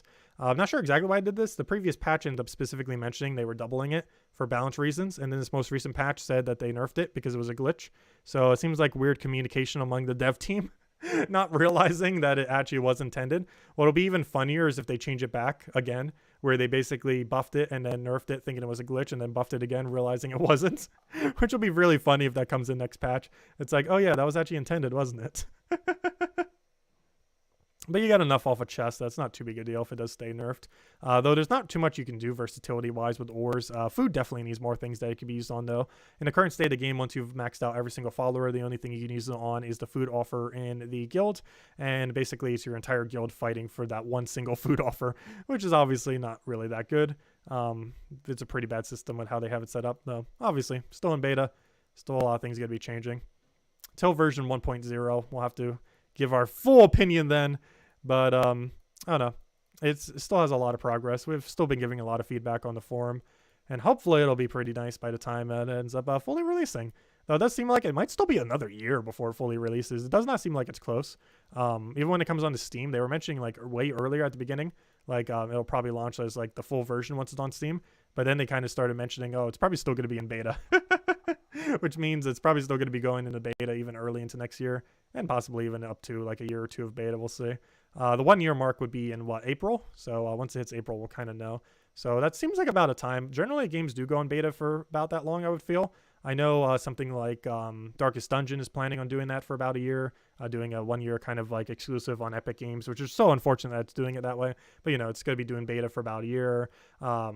Pokemon Unite ended up doing beta for a little over a year before it ended up coming out. So seems like the kind of average time that a game goes in beta these days. And so far, this one hasn't even gone for half a year, so still has a ways to go, if nothing else. But anyways, I'll go through a poke here. That'll end up killing him out. What time is the Gems of War stream? Well, probably in about an hour, I would say. We'll definitely be starting it by 5, possibly 4:30, probably closer to 5, because I might grab a bite to eat as soon as we finish out this stream. So at this point, it seems like we're going to start at 5 and then go until we have completed out the entire area Tower of Doom. Very much seems like the schedule at this point. Yeah, Pokemon Unite, I've still been doing the daily system for it. Obviously, we haven't streamed it for several days, and or will we be, because we'll be on vacation, seeing a bunch of family. However, yeah, it's a pretty solid game. It's pretty relaxing. One thing that is actually pretty useful for it is can actually help you keep focused. Kind of like when you do like that studying strategy kind of thing where you like focus on something for like a set amount of time, then take a really short break. It feels very good for that because you know exactly how long the matches will take, either 5 minutes or 10 minutes. So it's a really good game for just plopping into whatever you're kind of just doing as a really short break. Obviously, there's a lot of mobile-esque games that are pretty good at doing that. But out of everyone I've played in recent times, Pokemon Unite seems to do that really well, where you kind of just play a match, have some fun, and then go back to whatever you were kind of doing that you need to get done. It works really well for that due to the fact that its match time is very consistent. While queue times can vary a little bit, the actual duration of the match is always exactly 5 minutes or 10 minutes, depending on which one you do. So that kind of consistency that it has for it makes it really good for just kind of putting in between doing something. So overall, pretty nice. And obviously, it's a very addictive playstyle as well. This is the kind of game in general. Though the MOBA genre in general is a pretty addictive genre. I know I have like probably like 10,000 hours between Dota 1 and Dota 2. It's pretty insane. Although oddly enough, I have way more time in Dota 1 than I do on Dota 2. I think if you check my profile on Steam, I only have like 3,000 hours in Dota 2. But I probably have like 10,000 just in Dota 1 alone. Because I've been playing it since I was like, what? How old would I have been when it came out? I was like 10 years old? Yeah, I would have been like 11, 10, 11, 12 years old, somewhere around there, when I first started playing that game. I don't play it anymore, though. I haven't touched Dota 1 or 2 in years. I've played it a lot in the past. I haven't really been into MOBAs lately, but I've been kind of getting back into them, mostly with Pokemon Unite. Hey, we actually got the 0.1% chance to actually get the upgrading material on it. That, I believe, allows us to upgrade a rare to epic, specifically for one of the kingdoms, or dungeons, whatever you want to call it. Where's that shell? There it is. Yeah, we just got one of these. 0.1% chance when you salvage like that. Used to evolve from the Elven King's Fury collection from rare to epic. The only thing really good to upgrade there is nothing. Nothing? Let me double check. Because we actually do have enough to upgrade a rare to epic there if we really want to. Last I recall, I believe that kingdom has nothing meta though. At least in current state of game. Of course, that could change. And I'm saving most of that Ascension material until stuff gets a bit more balanced, particularly gear. Elven Bow is weird. It's not particularly good. If you were to upgrade anything, I feel like you'd upgrade Channel Ice. Elven Charm's pretty good. However, I have 2 different epic versions, so I really don't need a 3rd epic version. I already have it in red and I have it in yellow, literally the only 2 colors you'd ever want it in. And yeah, there's really no point in me doing that. I literally have every single one I'd possibly want in epic rarity. Elven boots can be okay. The kind of stats I can get compared to other boots are not too bad. Most boots in general are pretty underwhelming in the current state of the game. So it's one that can actually accumulate a bit of mana. But overall, Elven set pretty bad. Nothing really too good. This used to be really broken, though. It's a lot less broken this patch. Channel Ice isn't bad. And that's about the only thing even remotely worthwhile. There's a heal that you can run on any character, though, which is kind of good. However, you're realistically not running on anything other than Paladin due to the fact that it's yellow. However, Shaman might use it if it uses a double green, double yellow build at some point. However, for the most part, yeah, if you're going to upgrade anything, it's probably Channel Ice, which we could go upgrade. However, the hero class that uses it is really bad, so not really much of a point in doing so. Anyways, let's keep going. Let's keep it going. And as you can see, we've already gone an hour in. The daily system, as I mentioned, does take around 2 hours or so. It's one of the biggest issues with the most recent patch. Before you could get it done in about 20 minutes, and now it is like 5 times longer than that, which is rather unfortunate. That will probably be fixed in a future patch to kind of lower that time a little bit. I would sure hope so. Because that's pretty long for a daily system. Even if you did literally every single optional daily in Gems of War, it wouldn't even take 2 hours. If you did 3 arena runs, 3 dungeon runs, did all of your challenges for today, and did all, or adventure board, and did all of your dungeons for today, and then did a little bit of extra farming on the event, that still would not be 2 hours for the daily system. So yeah, it's definitely something they need to look into. Because compared to Gems of War, it's just an absurd amount of time. You could do literally everything in Gems of War and still have time left over in the amount of time it takes to do one daily cycle of Puzzle Quest 3. But I still want to keep farming it. We're going to be covering a lot of content on this once it launches, obviously. And want to make sure we have all the things to be able to do so. Be a little bit ahead of the curve. Though it's perfectly fine if you don't end up farming and just kind of wait till the full release. It's definitely a game similar to Gems of War that you can kind of catch up at any point. Though, of course, a lot of the resources are given slowly over time, but it's definitely set up in a way that you can get away with playing it completely free to play and still have a lot of fun. The only thing slightly bad with how it's currently set up, though that could change by the time full release, is quite a few of the resources that you can accumulate per day, like off of the adventure board style kind of thing that Gems of War has, cannot be cheesed as easily as Gems of War can, where if you don't have the equipment to really do it, there is a possibility you will be getting slightly less loot per day. Which could be slightly problematic because, for example, on Gems of War Adventure Board, you're pretty much going to be able to go and do that every single day regardless of what you have. Like if you have Hero with Mang with a barrier, you're pretty much going to be able to clear through all of Adventure Board with no struggle at all. You'll be able to clear through pets, you'll be able to clear through dungeons, like any of those kind of dailies aren't going to be much of an issue. However, in this game, if you try doing the same thing, you're probably going to die in the current state of the game. There are a couple ways they could cheese it, like barrier spam, just constantly keep stunning. However, they are starting to phase out increasingly more of those options. So be interesting to see how it is by the time 1.0 ends up coming around, as it might be a little bit difficult when you're first starting out to kind of get that first kind of equipment curve before you can start ramping up, especially with how equipment actually scales these days, because it is quite exponential for the higher rarity stuff, that is for sure. But of course, still work in progress. They're likely to change a lot of values and a lot of everything within the game before its release. It's not even version 0.5 yet. It's not even technically halfway there if versions numbers are any indication of how far they have progressed towards the final version, as it is still 0.36. So technically halfway there, if the version number is any indicator of such.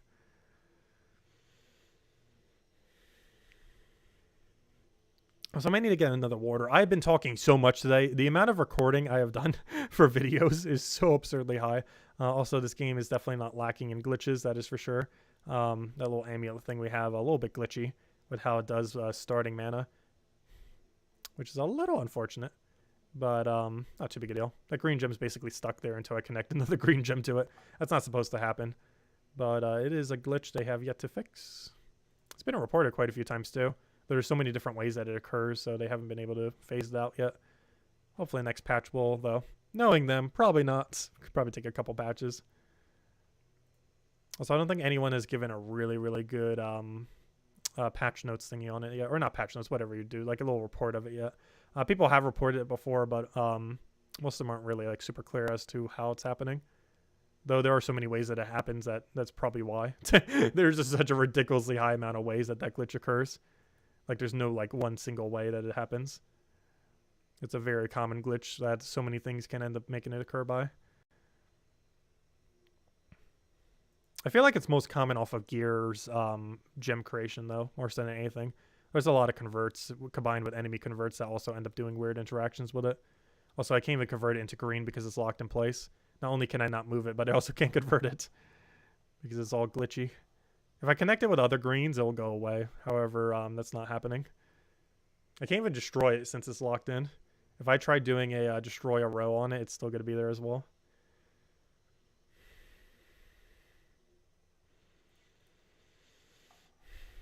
Yeah, I've done so much recording. I have like over 12 hours of footage, and I still have more I need to record. I still have like 4 hours more of recording I need to do, not counting the streams that we're also going to be doing. And I need to get it done before we go, and ideally upload it before we go, and the thumbnails before we go, and the description before we go, and I need to schedule them before we go. And I still have other stuff unrelated to the channel before we go. There's a lot of things I need to get done. But the game plan at this point is finish this stream, get every daily done, finish out Gems of War, get every weekly done, and mostly Tower of Doom. And then record the rest of the videos, eat, and finish up a few other things I need to do. And at some point, maybe rest. But at this point, I'm pretty sure I'm just crashing on the plane. That is pretty much the game plan at this point. Just crash on plane. Very much seems like the strategy today. Hello, Stardust. Welcome.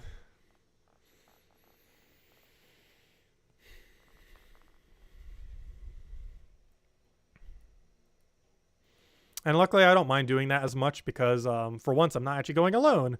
Generally, when I've been traveling in the last 5 years, it has been completely alone. However, since it's a family trip, I am going with my mom, and she can wake me up. So if I completely crash, it doesn't matter. Because she could just wake me up and make sure I actually get off the plane when I need to. Though I think we have to stay on the plane for almost like 8 hours. It's pretty insane. I've never actually had to do it for that long. It's a weird transfer thing where the plane's kind of just sitting. I've never seen that before. But, yeah, I'm not sure why it's like that. So I probably need to get her to do it onto her app. I'm not sure if I could do it off the code. I might need to see. Because I know last time I took American Airline, I had to use the app because they kept switching where on earth you had to go for the things. However, I did have to go through 2 international airports. So that might have been why. They were just really large locations. However, I'm just concerned they're going to switch it a lot. I know Spirit normally doesn't. However, I've only ever flown with American Airlines one other time other than the time we're about to go. So I'm not sure what kind of weird shenanigans they do compared to other airlines.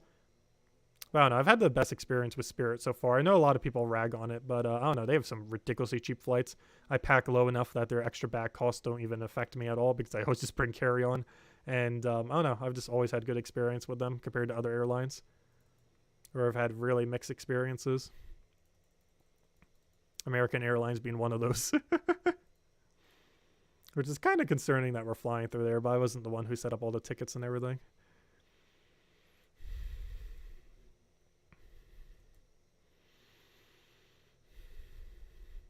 If nothing else, I will not have to spend barely anything on this vacation, unlike many other ones. I'm normally frugal whenever I do other ones as well. But there's pretty much almost nothing I really have to pay for other than like a bit of food while I'm going away. And even now, I'm pretty sure we're going to do quite a few cookouts since we're going to have a lot of family together. So even that, I won't even really have to do. Should be pretty nice. Also, we're sharing a car between 4 people, and I don't need to pay for that either. So that's pretty convenient. So I won't even have to pay for Uber or anything else like that.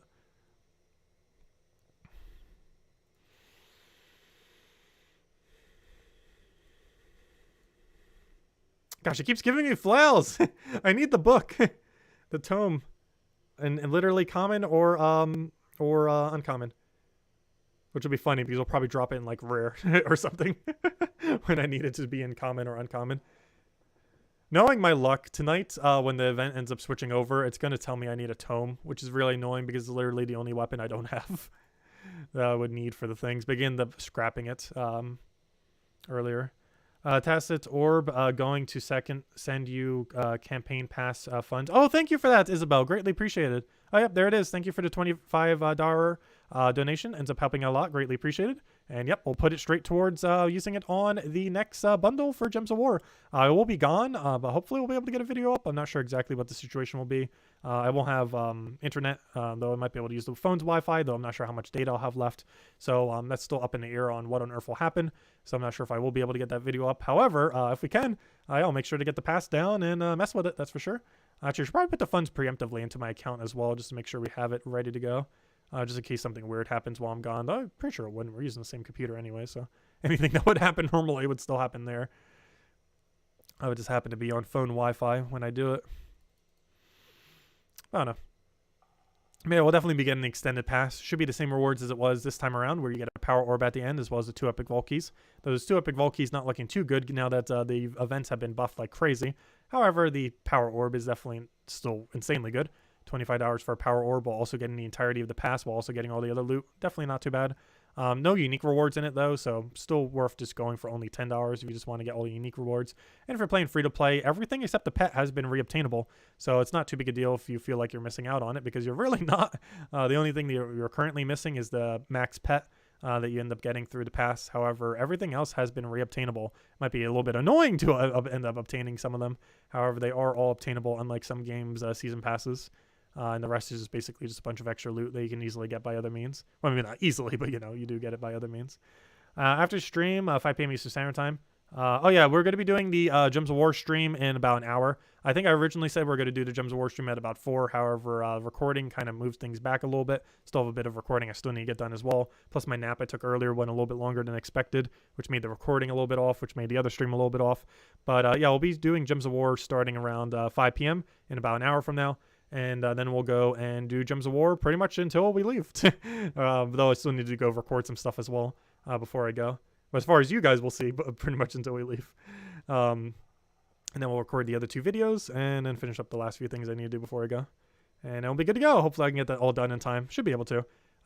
As long as I don't sleep tonight, I think we can get it done in time. My flight, we think we're leaving around 5 or 6 a.m. And that basically gives me 13 hours to go do all the things. And I'm pretty sure 13 hours is enough. Recording the video is going to take about 4 hours. Eating is like an hour and just kind of relaxing a bit. Doing the other streams probably like 2 or 3 hours. Not sure exactly how long it'll run. And how many hours does that leave us with then? Let's see, 3. This one's going to take another, so it's 4.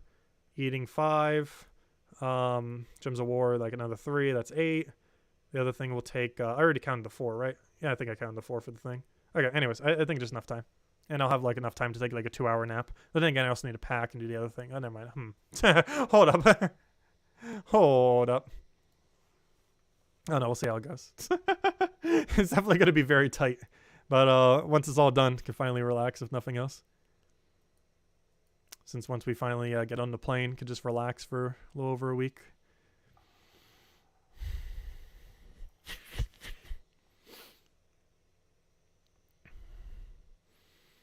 Let's see. I'll take that over.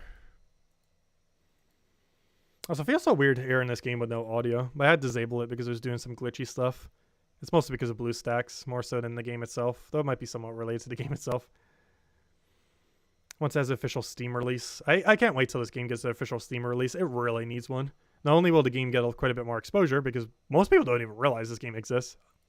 But it'll also be a lot more stable. And we'll actually be able to, you know, cover it a bit more, since we won't have to use an emulator. We'll just be able to use it simply on Steam, where it's officially supported on Windows. Well, we still gotta wait till that happens. That's definitely happening this year, or should be. That's what they said earlier. Plans could change though, of course. But should hopefully be out this year. I don't see really why it wouldn't be.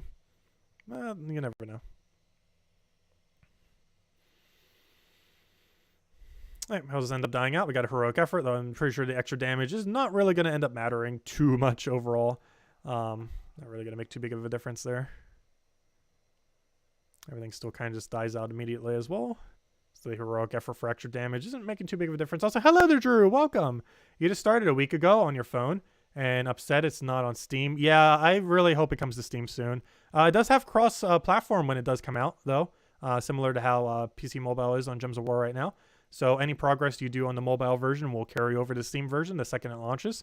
Make sure to link your account in case your account gets wiped or anything like that. Just make sure to go do that because that's required to go do to make it go over to Steam. But yeah, once it's on Steam, just have your account linked. Just put in the info as soon as you start it up once the Steam release comes out, and then boom, you just continue as if you're where you were. So yeah, should be pretty nice. Same way that it was for Gems of War. Except the beta was way shorter for Gems of War. I think it was like a month or a few months. Whereas this game's beta is going to be probably upwards of a year. It's only gone several months so far, but like 4 or 5 months. But it's definitely going to be at least a year. This game still needs a lot of work. But I don't know. Just have to see how it goes. And we keep giving feedback on the forum. So hopefully it'll be not horrible by the time it ends up getting released. But yes! Okay, do not scrap that. Finally. No, don't click salvage. What am I doing? Natural habit. Okay, good. I got a tome. Do not accidentally scrap it. I do ideally want to find an uncommon, but common's fine. So basically what ended up happening is when this patch came out, it was a little bit weird because they ended up doing it where you had a limited storage and you basically had to scrap all your things. But then a few days later, they made it like, okay, we'll go extend the storage. I think they deliberately did that to make sure that people would scrap out all their stuff so people didn't have like too much. And in doing so, I did have to scrap one of my uncommons, which was the tome. Because originally I was going to keep one of each color tome, but then I realized, oh, I need to scrap even more. So I didn't have enough space to keep one color of each tome, which made it so I eventually had to already scrap the uncommon one. So I couldn't just keep it because I already scrapped the other ones. So basically I didn't have any tomes. However, now we have one of every single one at uncommon or common. The main reason why this is viable is PvP. In PvP, you need one of every lower rarity weapon, just so that you can always run it regardless of the color. I think the only one I don't do this for is the royal longswords, because I have one in every single color, so it doesn't matter if I have an uncommon one. However, we should have 14 of them here, all but royal longsword. 1, 2, 3, 4, 5. Oh, we do even have royal longsword here. Never mind, I did keep it. 1, 2. Wait, I kept that, but not the book. 1, 2, 3, 4, 5, 6, 7, 8, 9, 10, 11, 12, 13, 14. I'm missing one. Oh, maybe it was the hammers I kept. Wait, which one did I keep one of all? Because I'm still actually missing one here. And it's not royal longsword. It's not hammer either. Wait, what one am I missing? Okay, now that's the problem. I'm still missing one then. And I have no clue which one it is. Oh, wait, you know what? I might have it leveled. I think it's mace. Yeah, never mind. I'm not missing one. It's runic mace. I have it to level 5 for whatever reason. Never mind. I'm not missing one. I was going to say, it's just not level 1. That's why it's not showing up there. There's not one to do by base rarity currently within the game. You can do it by level, but that's not the same as base rarity. And let me go claim our Evelyn. Ideally, you want to do that like literally every hour if you have the ore for it. She is by far the best value. Not only does she have a chance of giving those follower crystals, of which we got 2 from the daily, which allow you to upgrade these things, and they need dozens of them. However, it also gives you those keys, and it's the best way to get keys in the entire game. And you basically want to use every last ore you ever get onto doing exactly that, as is insanely good value. Anyways, let's go and continue with the events. So we got 3 more of these, and then we got to go do PvP. And then we'll be done. Let's see how we're doing on leaderboard. 2nd place. Let's see if we make 1st place. We'll see if you took any damage. Because I believe you lose points if you take damage. I'm not 100% sure because I've actually never taken damage. But someone was kind of mentioning that on the forum. I think Larian or something. Forget her name. But she was kind of mentioning like, oh, you like lose points for this thing. It was in some kind of other context. I didn't even realize that was a thing. I was like wondering why people were even having like slightly lower scores like that. But I believe it's because they are taking damage. I'm not sure if you heal back if it doesn't count the damage. I would assume that is the case, so it might just permanently keep the damage. I'm not sure how it works. But as long as you don't take damage onto your HP, you will be fine. And I'm pretty sure if you re-heal your HP, you will also be fine. You can do that off of potions, though I'm not sure if you get penalized for using any of those. I would assume not, given that they're consumables like that you spend gems on. However, you can also heal off of abilities, which is ideally, obviously the way that you would normally do it. But yeah, I'm not sure exactly how it works. However, I do know that armor has an interesting property in this game. They found an interesting way to make armor and resistance good compared to Gems of War. So in a lot of the scoring systems within this game, actually in every scoring system within this game, for PvP and for this event that we're doing right now, there's a system for it currently in place, which hopefully they'll keep because it's actually pretty good, where basically the value in having armor instead of higher HP is that if you take a damage on your armor and resistance, it does not penalize you on points. So, for example, if we take like 10,000 damage of armor, but still have all of our HP, we will not actually get any amount of reduced points. Same as if the same thing was to happen to our resistance. If we take like 1,000 resistance damage, but as long as we don't lose the HP, we will not be penalized on points at all. But the second you take any amount of HP damage, you start losing points. So this actually gives incentive, unlike Gems of War, to have a very high armor and resistance. You know, both of these are basically armor, just distributed into 2 different ones. One for physical damage, one for spell-related damage. But both of them are basically just what armor is in Gems of War. But they basically found a way in this game to make armor not useless, which is pretty cool overall. I like the way that they end up implementing that. It's one of the few good systems. So hopefully they'll kind of keep it that way. Because I actually do like how that is implemented. Because it actually gives incentive to actually having these resistances. Unlike Gems of War, where HP is almost always better, except for Romaine and, you know, a few other instances where it just have such a ridiculous boost ratio where armor is better. But generally speaking, HP is better than armor in almost every situation because there's no, like, special properties to armor like it has in this game, where it can actually do a couple useful things, like help make sure you don't lose points. It also scales quite a bit better. Compared to other stats, you might notice our armor value is like nearly double our HP. and it's mostly because of the bonuses that we have for Citadel. We can end up getting 5% extra bonus every single time we level it, compared to HP, which only gains 2% extra, which is obviously quite a substantial difference.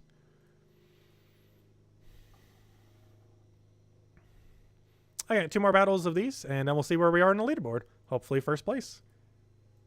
And then we'll just make sure to keep getting that. We do need to make sure we keep getting first place on that leaderboard so we can get to max as quickly as possible.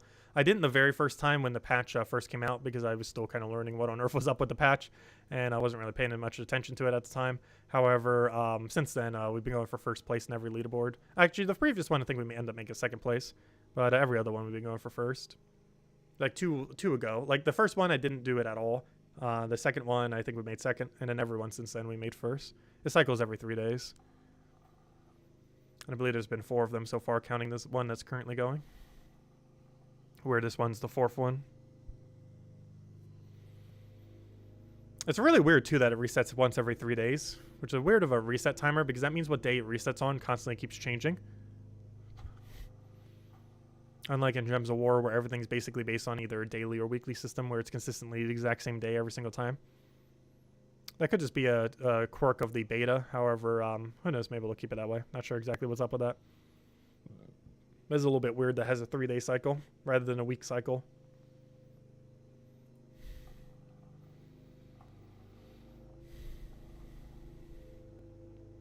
But if nothing else, it allows you to cycle the leaderboard a little bit more. Though Gems of War also has ways to do that. There's a lot of 1-day events as well as 3 days events. Oh! Maybe that's why they have it like that. It is kind of like the 3-day event in Gems of War, isn't it? Except it's perpetual instead of like how Gems of War has it where it's a weekend event. Like, for example, we have Bounty Hunter this Friday for Gems of War, and that's a 3-day event that lasts for the entire weekend. It's consistent when it happens. However, it is indeed a 3-day event. So maybe that's what they're going for. Okay, that kind of makes sense now. I didn't even realize that. But it's kind of like the 3-day event, how they do, except it's perpetual, which kind of defeats the point of it being a 3-day event. But, yeah, it's a 3-day event, kind of like how the weekend things are for Gems of War. Like this weekend where we have Bounty Hunter. Also, I covered the video on the Monday video. Or the video on the Monday video. You know what I mean. I covered the team on the Monday video for Bounty this Friday. Obviously, I can't use the Bounty Troop on the team, but I use the same colors of it in placeholder. It's pretty obvious that the Truffle should be replaced with a Bounty Troop. Gosh, we're getting so many weapons from this. Alright, one more battle, right? How are we doing on leaderboard? I'll find out when we do the next battle. Oh, we shouldn't be lower score. We should be either tied with him or above him. If we're lower, I have no clue what we did wrong. Because I'm pretty sure we have not taken any HP damage. Oh, you know what we actually have to look out for, though? Though I'm not sure if I've seen the mechanic yet. Burn. We have to be careful not to get burned. Burn does direct damage to your HP. Burn is basically like poison or bleed in Gems of War, which kind of seems weird because that's not what burn does in Gems of War. But it does direct HP damage. And this can be problematic because, yeah, losing HP is very bad in this game. Luckily, poison doesn't do that. You just saw it right there. We got poisoned for a very short duration. Poison does not do damage to you over time. It just makes you so you take more damage. Same as Venom. Neither of them actually do direct damage to your HP. They just simply make you take more damage from everything that does damage to you. Okay, let's go get the reds here. End up getting that down. Also, while I'm still kind of hesitant on the art style of this game, I do keep it on low graphics just because I'm waiting till like the Steam release and getting a little bit more optimized before I really bring it higher. However, they've been doing some really good animations for this game. While the art style is a little bit weird for the models and just everything like that, I've really been enjoying the kind of animations that they have, and they've been showing and kind of teasing on some of their streams and stuff, like some of the other things they're working on. Not too bad. It's actually kind of interesting that they're still planning on adding more troops and everything too, or, you know, as far as units and everything. I kind of just expected they would just do like a big batch and just kind of not mess with it again, kind of like how they do with voice packs and Gems of War and stuff like that. But no, it does look like they're going to do a lot more models, some pretty interesting in-depth animations for them, and yeah, should hopefully make the enemy diversity quite a bit higher. Because right now, obviously, quite a few of them are like recolors of other ones and stuff like that. But over time, it does seem like they're going to be adding more, so that's pretty cool. How much more is questionable, but they're definitely adding some amount more.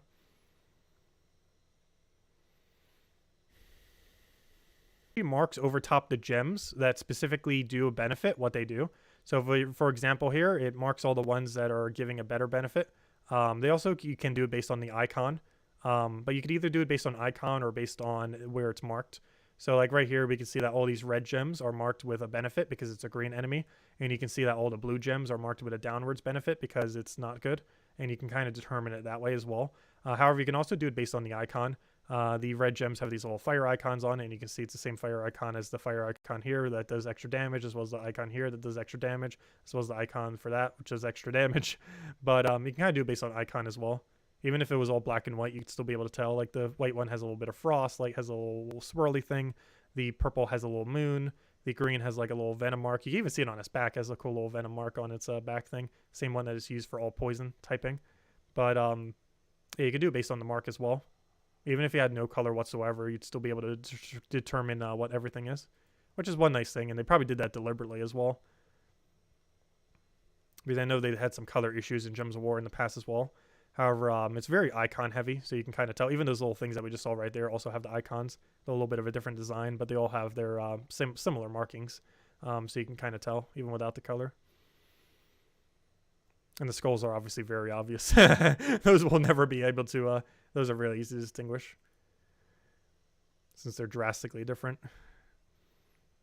And the power gems are also drastic enough compared to the other thing that you could easily tell the difference between like a red gem and a power gem. Like if I put these power gems on the board, it's very obvious, even if you couldn't see color or the colors kind of mesh together, what the difference between this gem is and the red one.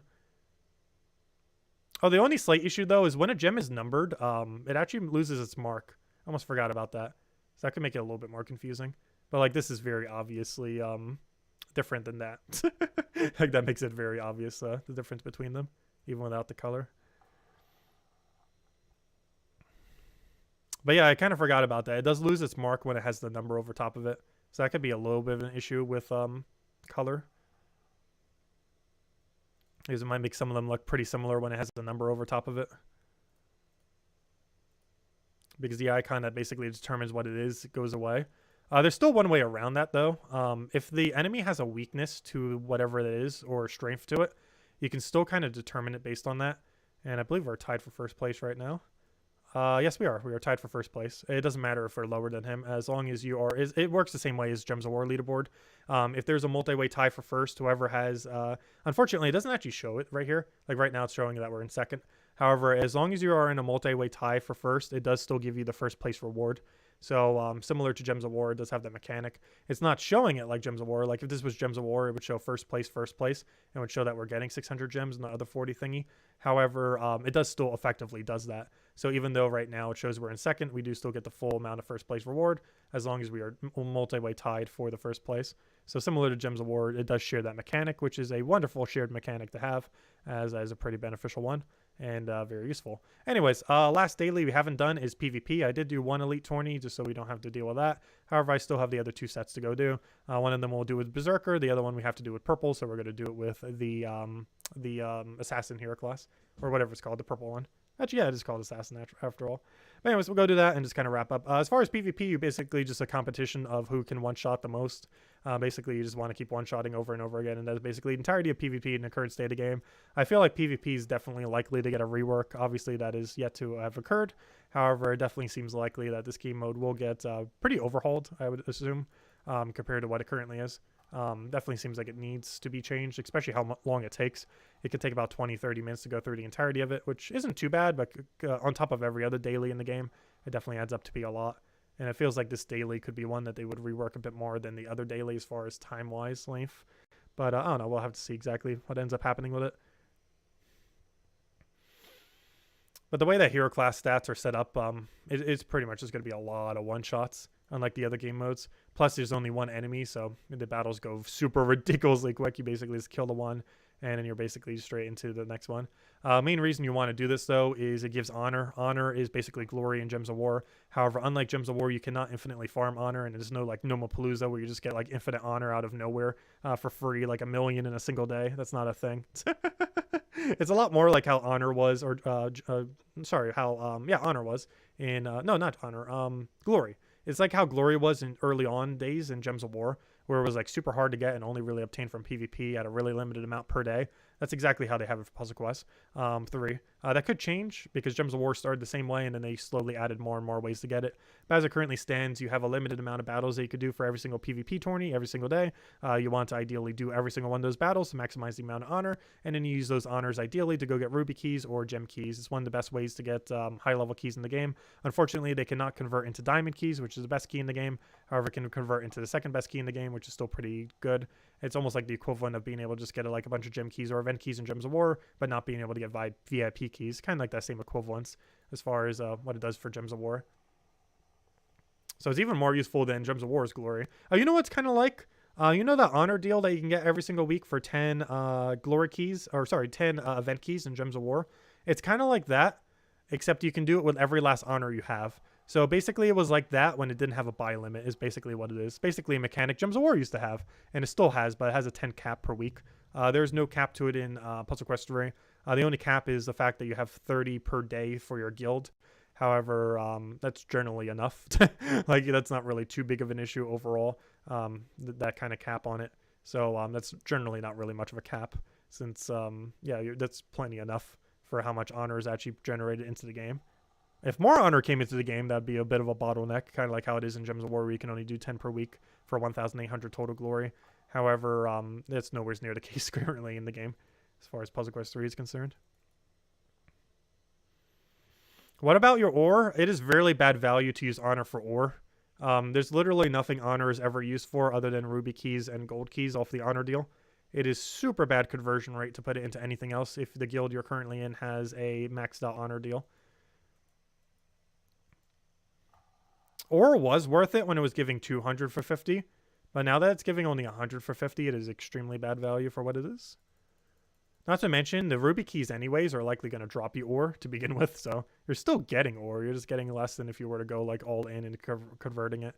Plus the overall value that you're going to be getting is way better. Like if you were constantly converting your honor into ore and then putting it into Evelyn, you would get less overall loot than what you can end up doing just by putting it into keys off of the guild's honor deal.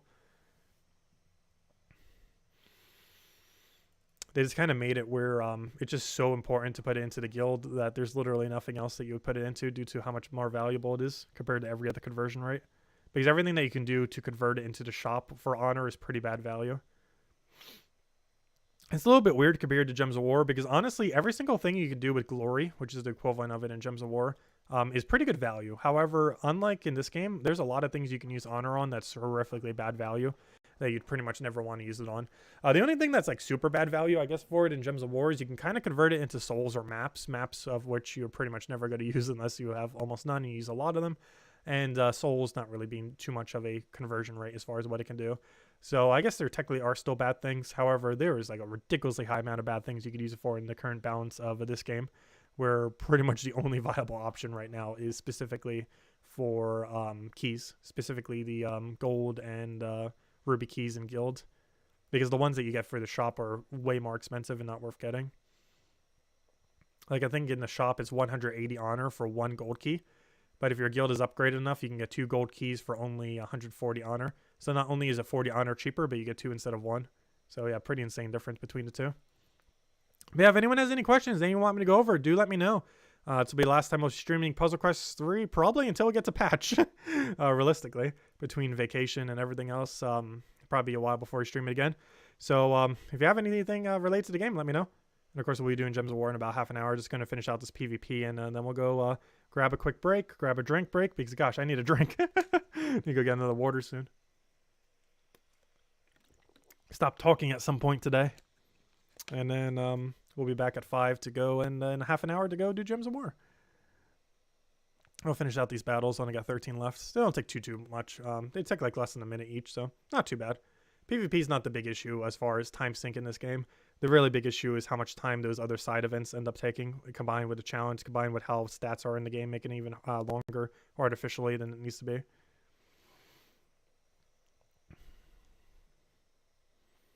But yeah, looks like we'll finish just under 2 hours, which makes about sense of how long it takes, because I did do 10 of the PvP battles off stream, so that's pretty much where the average is for the events.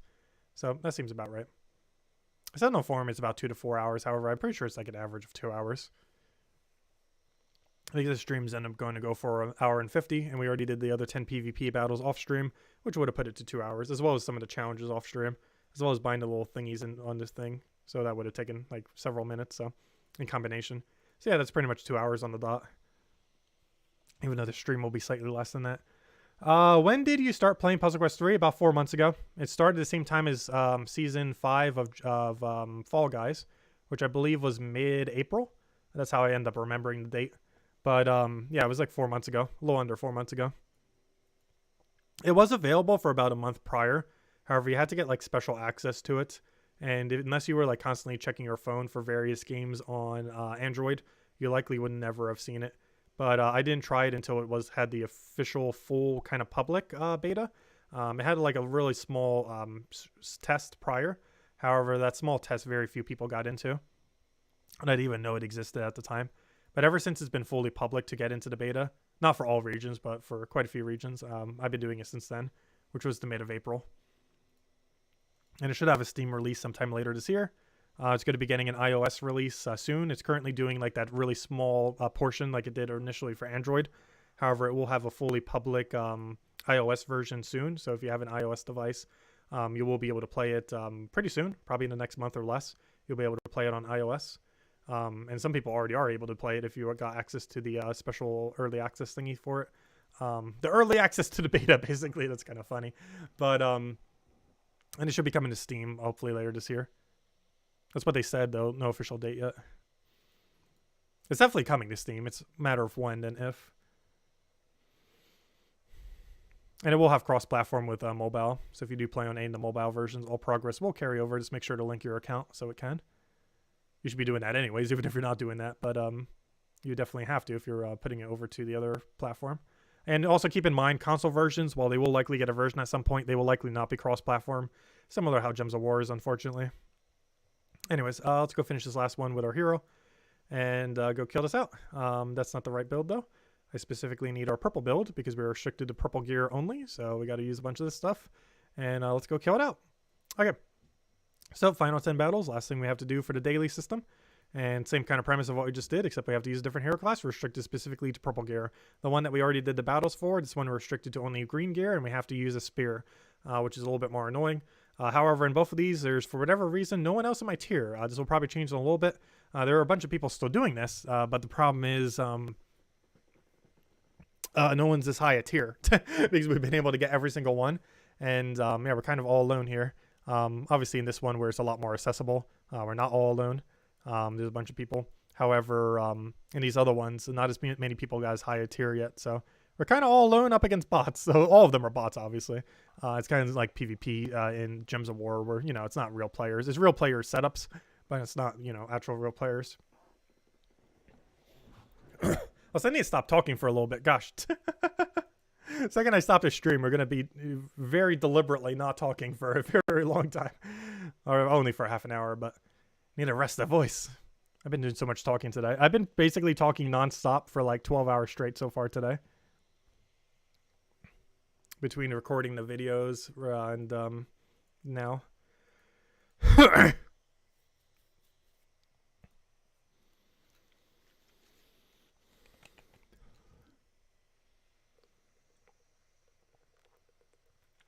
But now it's all quiet because there's no audio.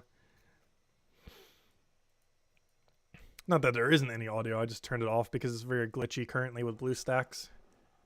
Obviously, official Steam release should not have that issue. BlueStacks definitely does.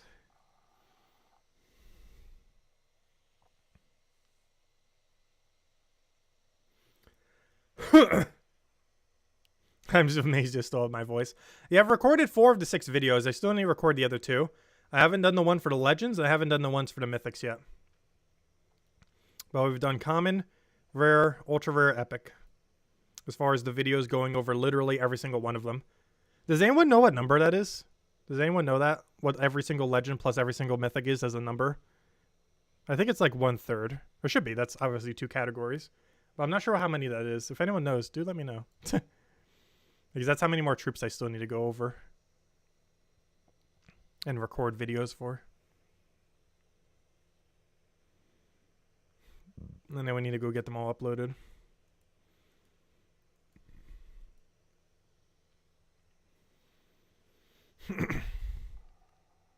Though they won't be up right away. They're going up one per day starting tomorrow, every single day at 10 a.m. Eastern Standard Time until Sunday when the last one gets posted. Actually, Monday would probably be the last one when it gets posted, wouldn't it? Hold up. Tuesday, Wednesday, Thursday, Friday, Saturday, Sunday. No, never mind. I was right. Sunday would be the last one. I was right the first time.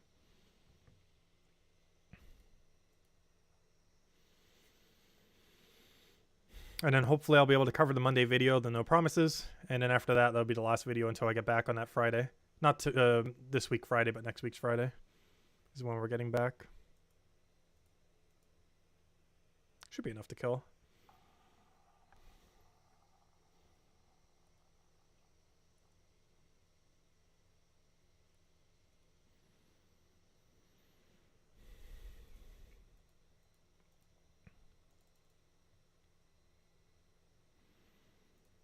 Six more to go, and that's every last daily, which pretty much puts us exactly at the 2-hour mark, if you combine the ones that we already did off stream,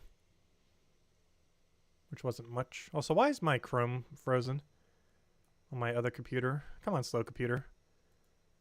There you go. Hate when that happens. I eventually need to get a new side computer.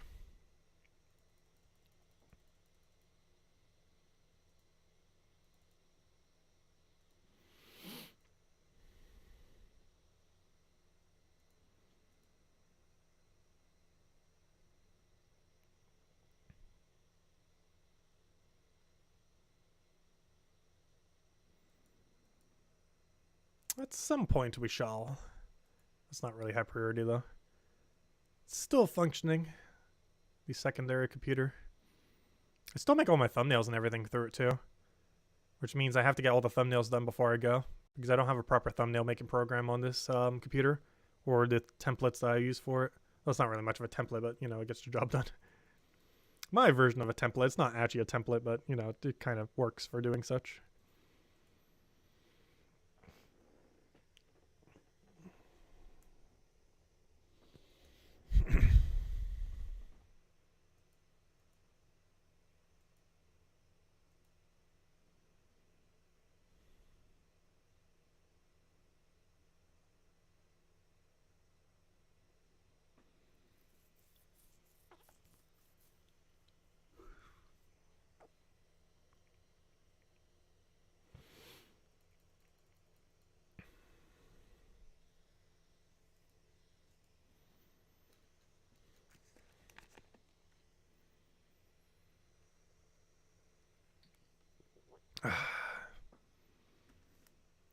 I'm gonna have like no voice left. We still need to talk for, let's see, 7 more hours today. Though we might not talk as much during the Gems of War stream. Or try not to.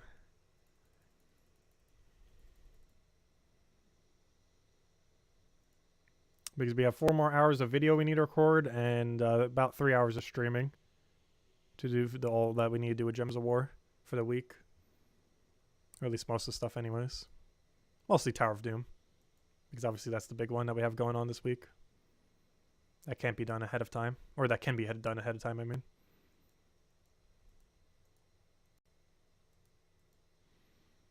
Because obviously we can't do Friday's Bounty Hunter yet. We can't do Tuesday's Faction, stuff like that. Which I might even just skip Tuesday's Faction. We get enough from the Vault event anyways, I might as well just skip it. I'm probably still going to be on a plane too. I don't again, never mind. Yeah, actually I would still be on a plane. Because I don't think I'm actually arriving there. It's almost like midnight tomorrow. Even though we're leaving really early. Or maybe not midnight. I think it's close to like 5 p.m. Because the flight takes like absolutely forever. I'm not sure why you have to wait so long for it, but it's a lot of idling before it actually takes off again. I think we have to sit on the plane for like 6 hours or something. Like 6 to 8 hours. It's pretty absurd. Never had to do that before. But it's just what how the cycle of the planes are. We basically just have to sit there. But I think we could go into the airport and kind of just eat and stuff like that and then come back. I'm not sure exactly how it works. But I know we don't really switch planes. But it seems weird if they would keep a plane there for that long. So I don't know. We'll find out. I need to see if I can get it on my phone on the app. Because I still have it on my phone thingy. See what on earth is up with it. Not sure if I can set it up though. Because I wasn't the one who got the ticket. So I think all you need is the code thingy in your name though. To end up doing it. But there we go. Made this leaderboard. and of course maintain that so we can keep having the max for that. We end up doing the PvP thing. We end up doing everything else. We're pretty much good to go.